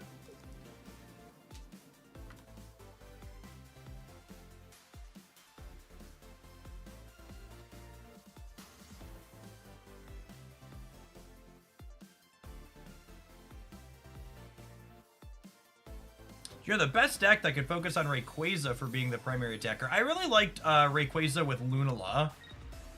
You can check that out on the YouTube side. It's a build I worked on a little bit.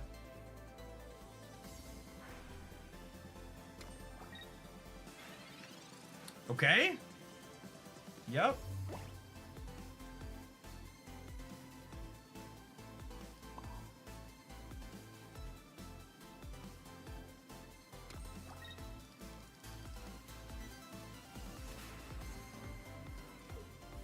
I mean, to be fair, it was going to get hit by Tapu no matter where it was.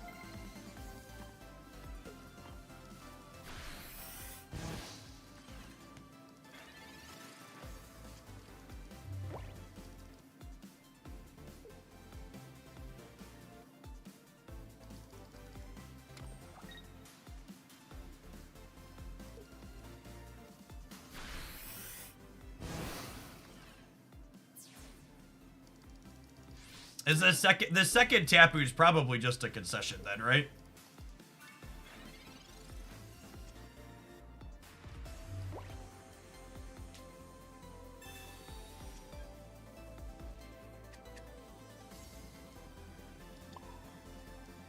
energy on the right thing.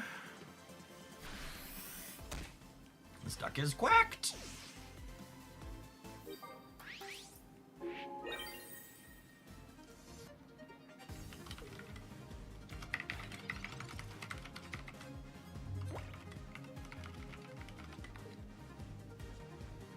Once more, the duck beats the giant space monster. Yep. I suppose if they have another Pokemon Center lady, they could be okay. No, they're just dead 6 ways to Sunday here, or Choreo and Tapu both clean them out.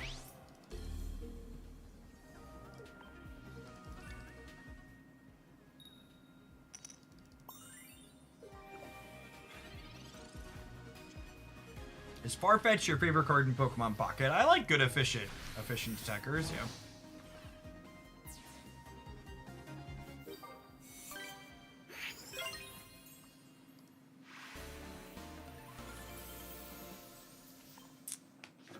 Thanks for the 5 months, Baton. I don't think Passaminian is playable now. It's pretty slow and bad.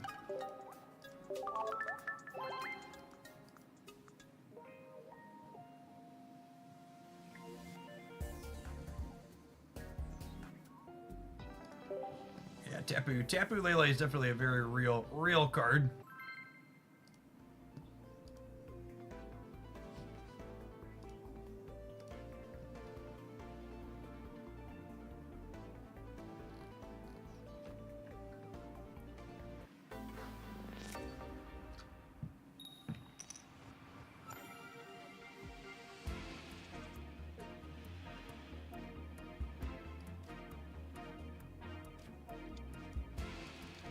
Metal Energy. Okay.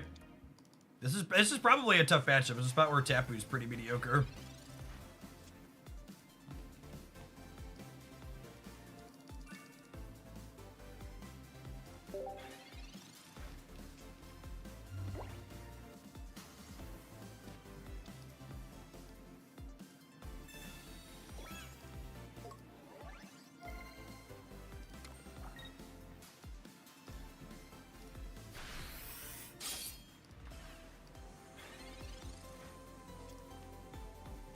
Oh wow, Bastiodon.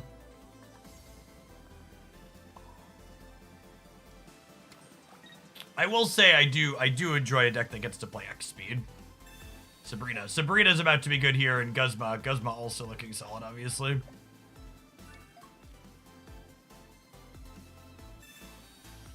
To clear your fossil out, gamer. This is probably a matchup where Mimikyu's solid. Hopefully we can find a copy of that.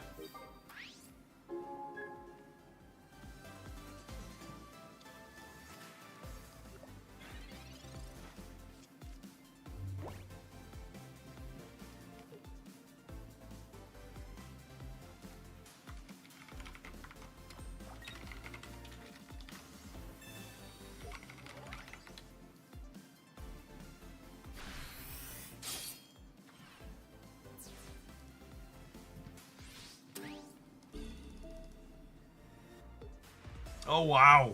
Okay, so punished for not keeping, huh? Rip. Alright, well, we probably win that game if I play the cape appropriately. I should play around Giovanni in these deal 50 decks. That one's on me. Do you think Alolan Raichu could see a resurgence with Darkrai Tina becoming a top deck again? I mean, resurgence implies that the Darkrai Tina ever went away. I guess it went down a little bit.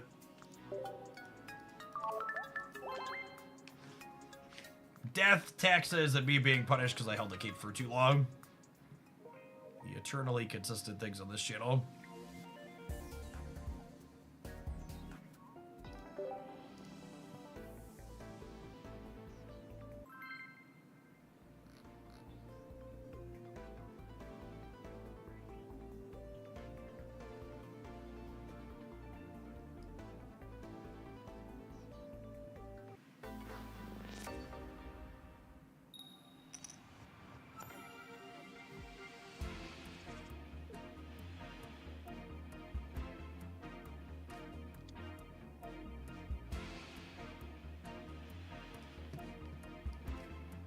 First energy advantage with the Mimikyu open. Sounds lovely.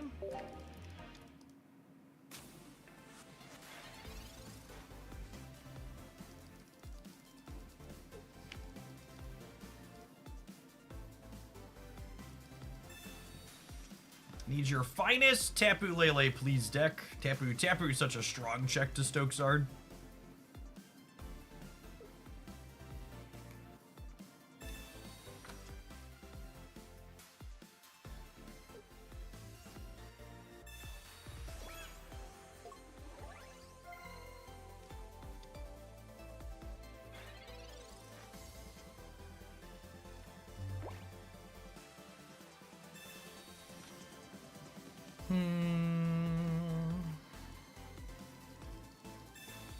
Where does it make sense to put my capes in this matchup?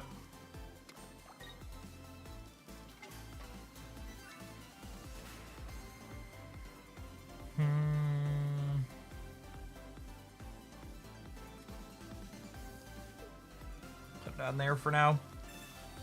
Just want to get it out of my hand because of red card and Mars.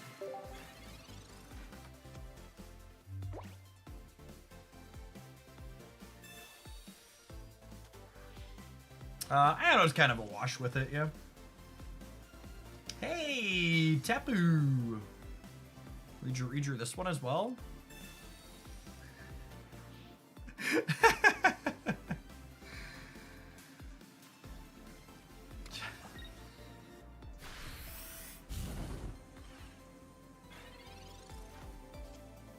It's just so funny.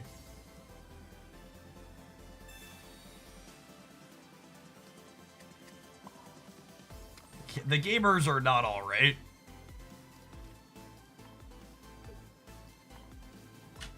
They are not okay.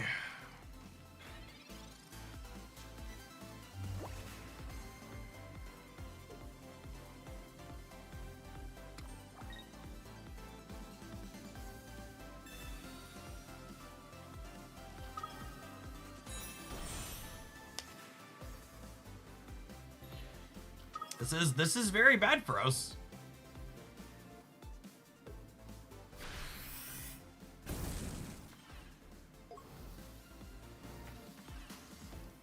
Did I get punished for not playing a cape out again? I got punished for not playing a cape out again. One of these days, chat. One of these days, I'm gonna remember. It's gonna be glorious.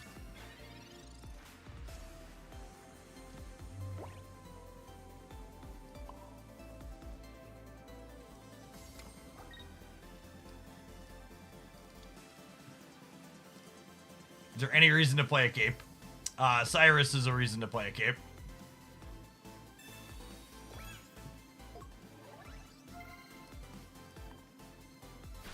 Oh! Oh, the burn means I didn't die to an attack. Holy, the burn means I didn't die to an attack. Wow. Just the most punished. Yeah, I think we're cooked out at this point. Yikes.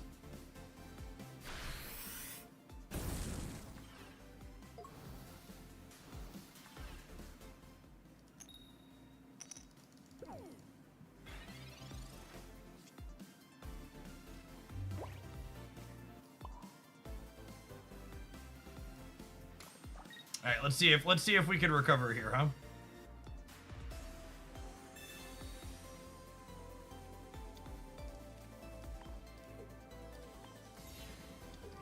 Mistakes were made. Hey, Greg, thank you for the 22 buns. I appreciate it. Welcome back.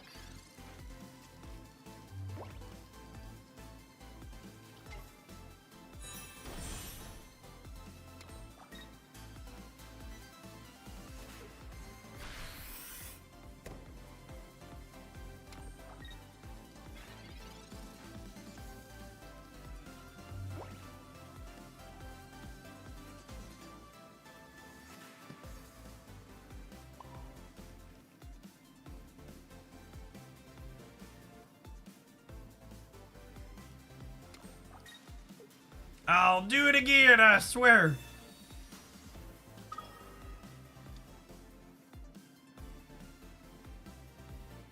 I don't think we have any outs, right? Because this thing gets to start doing that. There. If I'd have played that cape, chat. If I needed to play the cape, and I needed to not put the aura choreo up. Playing the cape would have been real good though. Would have let us. Playing the cape would have let me hit for 60 with the Mimikyu, which would have let me put 20 more damage on the other Mimikyu to set my supporter up again. Would have been really good sequence. Yeah, and the cape would have meant that their attack would have cleared, which would have meant our choreo would have been able to deal 80 as well. There's huge cascade of things that were bad for us there because I didn't play the cape.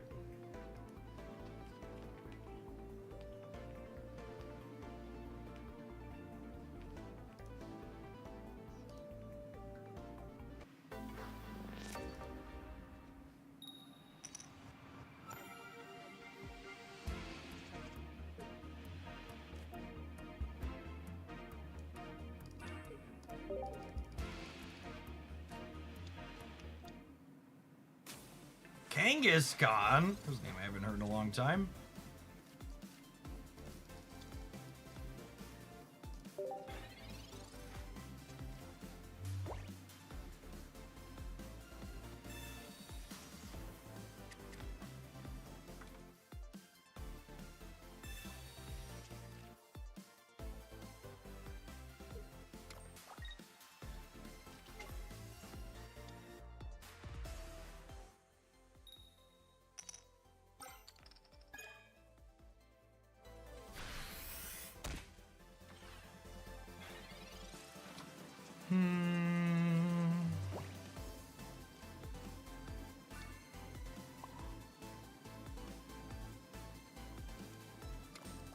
How greedy are we? Max greedy? I think it's max greedy.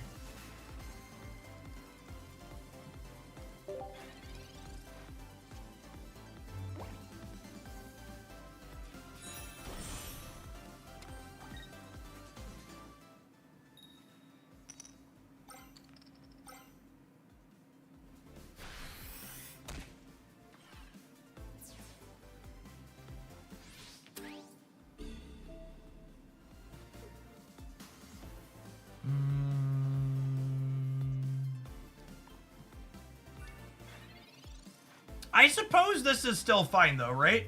Because when they kill me here, I get to go ahead and Sabrina and clear their backline now. Yeah, I think this is just correct.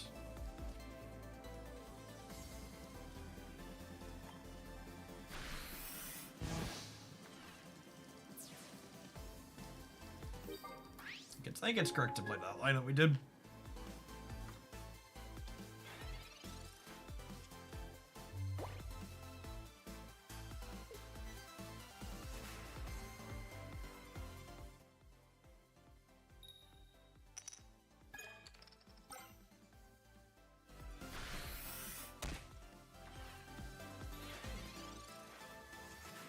Yeah, our deck has a lot going on. It's been a lot of fun to play. I'm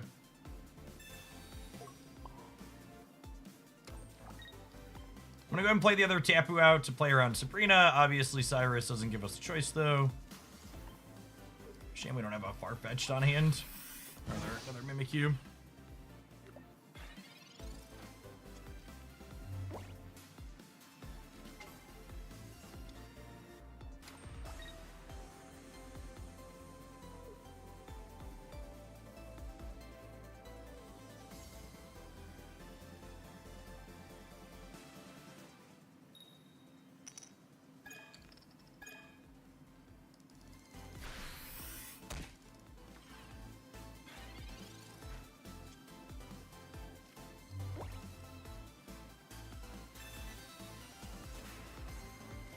Mimi?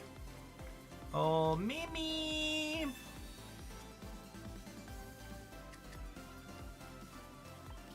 Okay, I do need a cape so that way Mimi can live through a 2-cannon hit, those 70.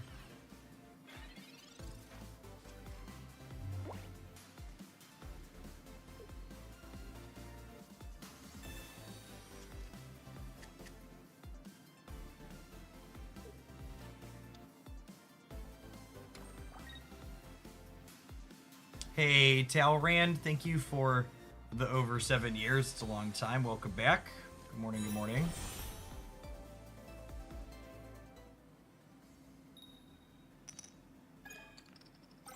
Oh, wait, are they playing Gallade too? That seems crazy.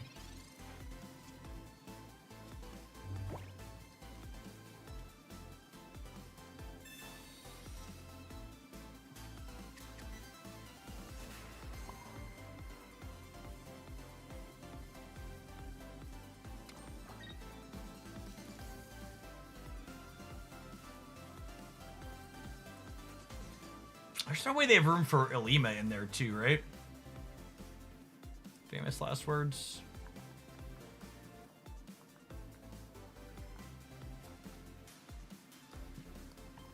I don't think I'm ever beating a Gallade, so I'm gonna redirect some energy over there.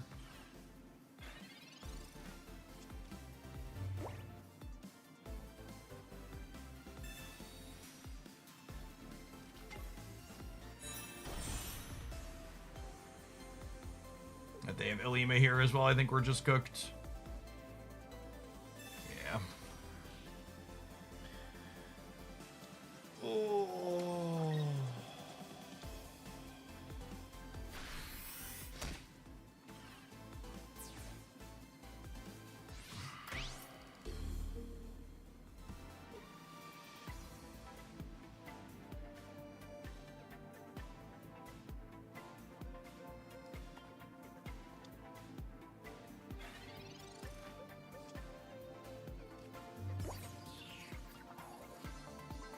Did do a lot here. There's not really anything I can play around.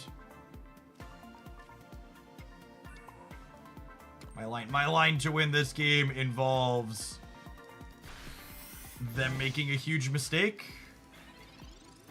My last 2 cards are 2 capes. Yep, I'm dead to that one every time.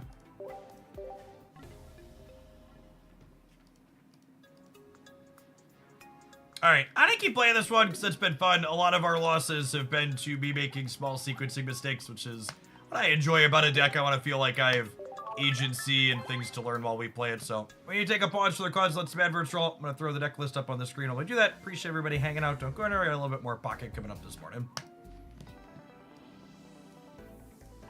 If you're watching on the YouTube side, you enjoy my live stream content, consider tap the like button. It doesn't cost you anything. It helps the content reach some more people. Appreciate the over 200 folks that have done that already today.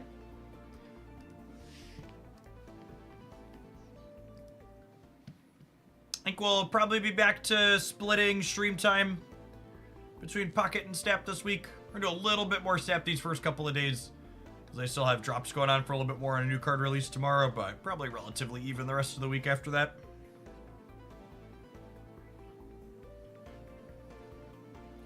Red is a flex slot light. I mean, technically all 4 of the supporting trainers at the bottom are flexes. Guzma, Red, Cyrus, Sabrina.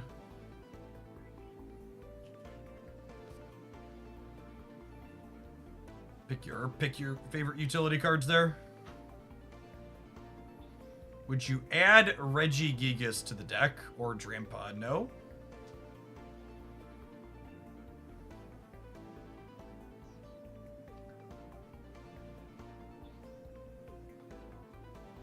What is the point of Mimikyu? It does 60 damage for 2 energy.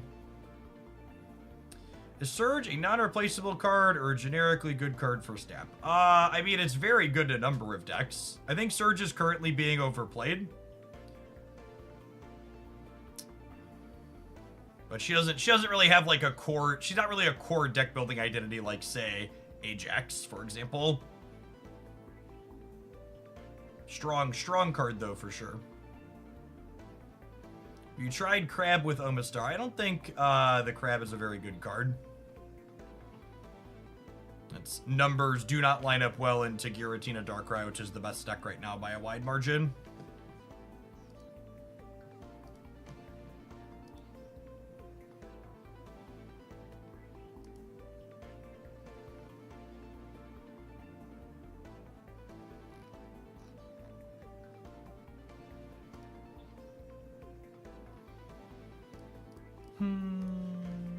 Let's hop back on in, shall we?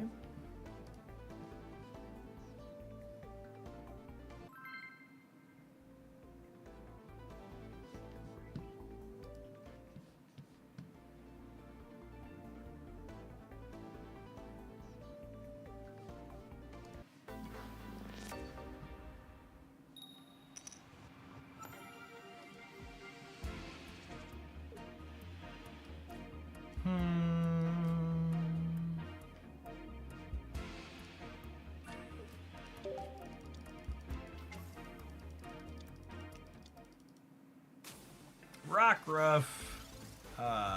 Lycanroc's not very good against Mimikyu. It has 100 HP and it does 50 plus 50 more if you have more HP than them. Or if they have more HP than you, and Mimikyu has significantly less than 100.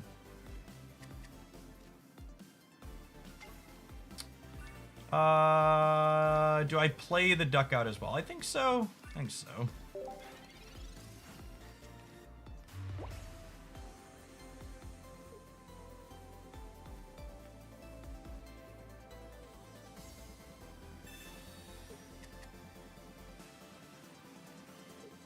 Opponent has Pokeballed into nothing. Ah, yes. The classic discard Pokeball for no value and then play Iono.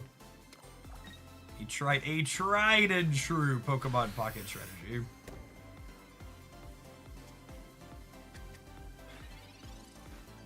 What's the next pack? Any ideas? We know the next pack should likely be coming at the end of the month. I believe May 29th is when the data mines say. So it looks like they're going to be releasing a new set every 4 weeks like clockwork moving forward.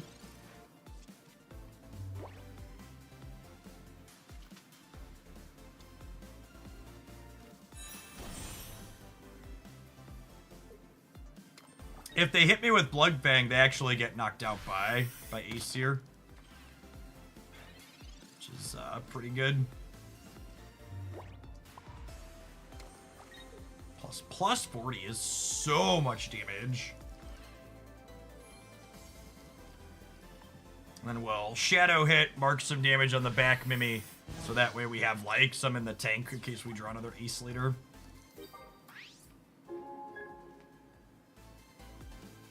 We can dodge Rampardos, Rare Candy, we can dodge a ball.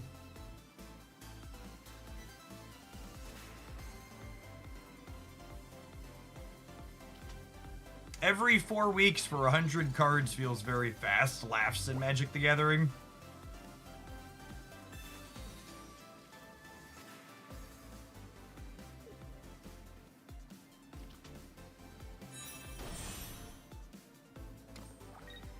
Oh man, we draw another ace so we get to clear this again? Come on. Come on, puppy!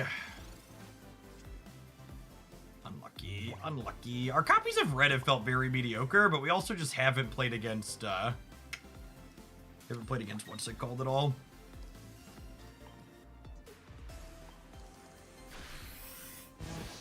Dark Tina.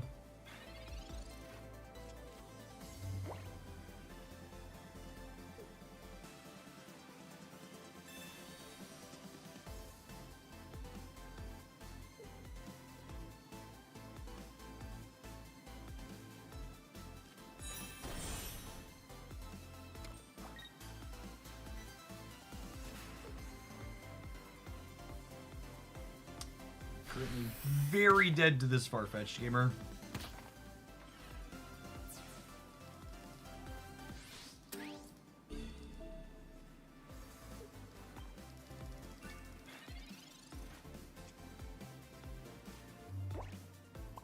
It's funny, Ace would have been lethal off the top, yeah?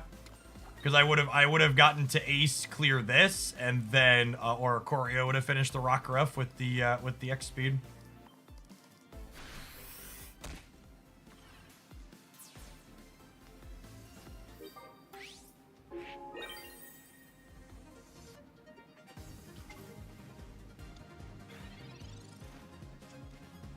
Oh, you know what? Maybe I should have, maybe I should have put this up so we didn't get cleared by a Geo. It's probably fine. Alright, and then, they Iono'd us into, Ace, so we get to clear them out next turn, yeah?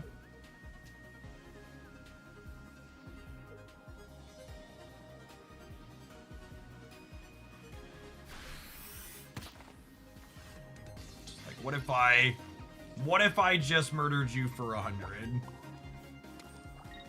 How would that be?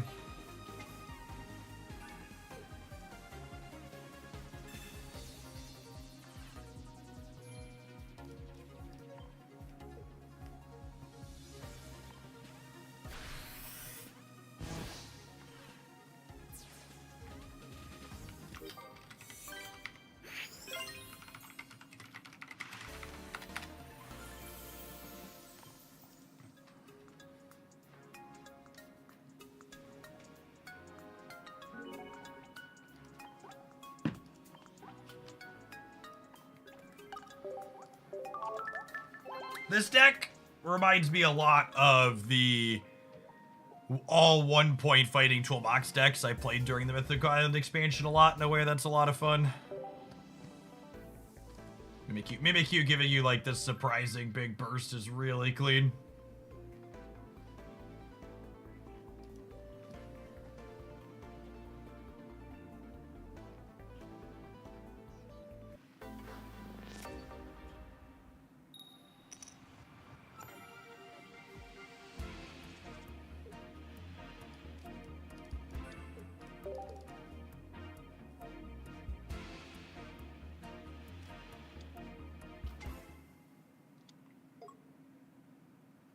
Hello, Demon Chicken.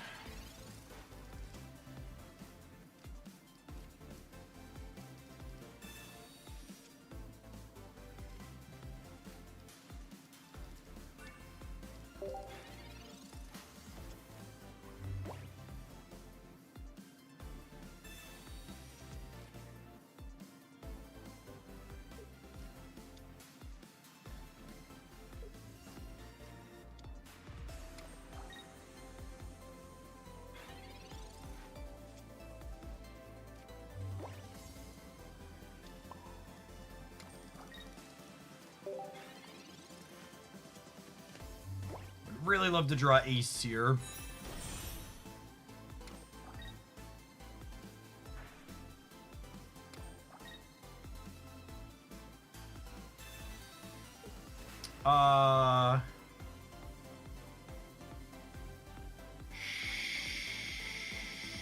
Sure.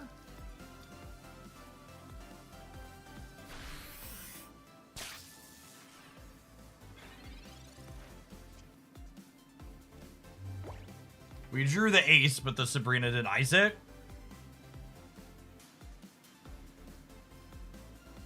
Clever sequence from them.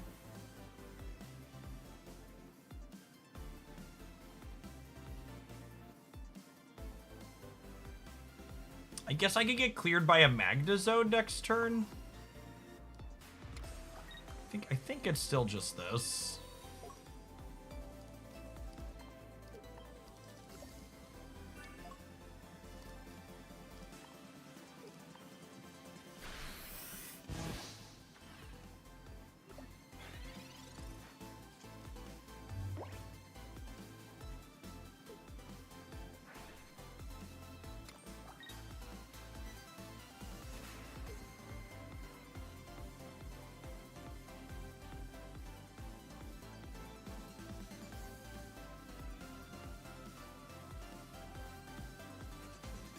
Our handful of supporting cards here looking nice and awkward.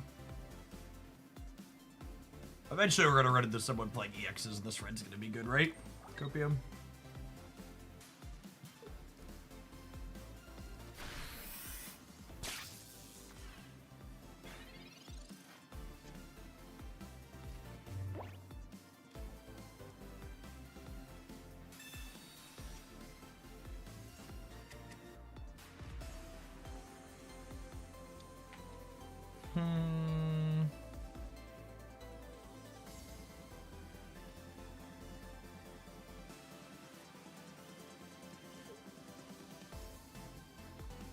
Can I take the knockout here? See what they do.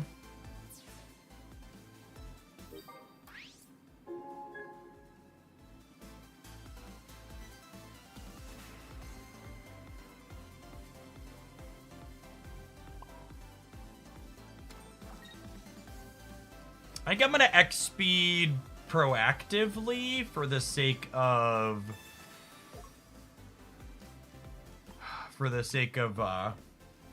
keeping my hand smaller. And now I get to energy arrow this for 60. And then when they knock this out, I get to Spiteful Dance clear this. Even if they have a cape, I can knock it off with Guzma.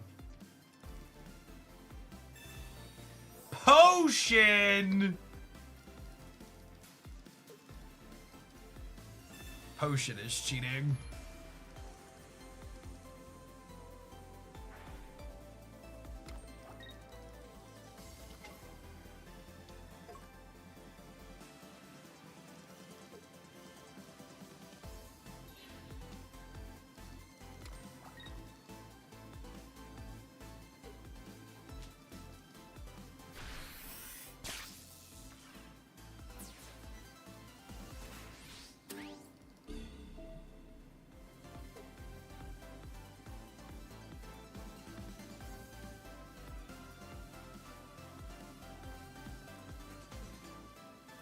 think it's this.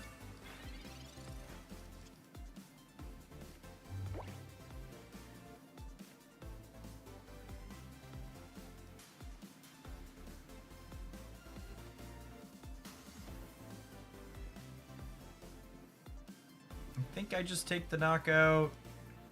And I think I cape the Mimikyu so that way if they have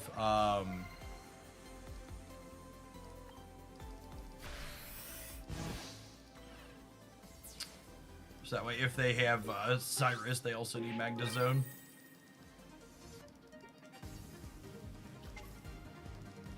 Oh, do they not have the zone yet? That's good for me.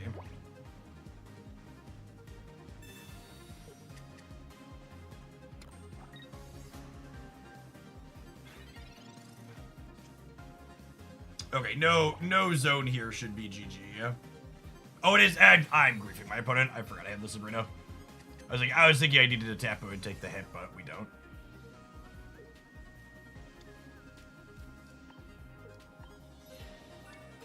Yeah, maybe just get some.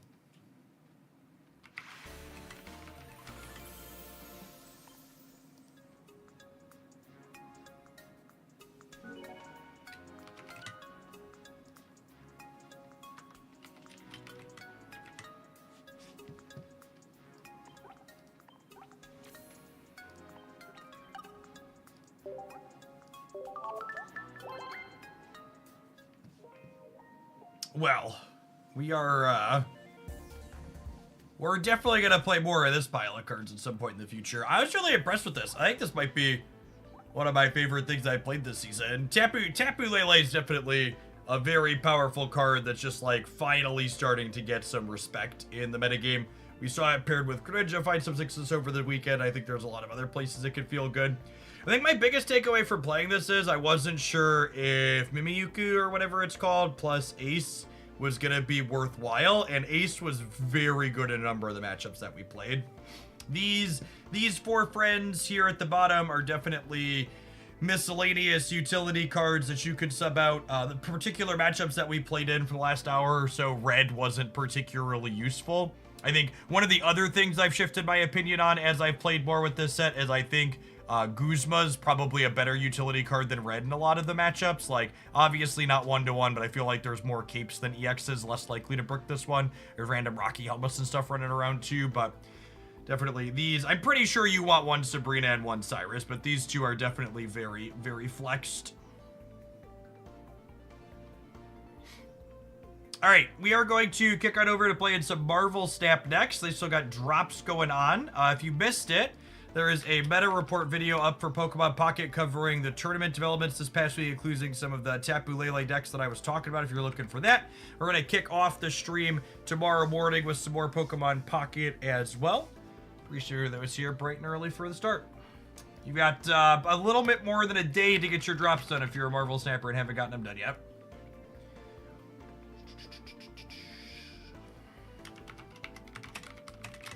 If you're watching on YouTube and you want to continue watching on the YouTube side, you'll have to kick over to the Jeff Hoagland channel for the Marvel Stat portion of the stream. Get you over there in a minute.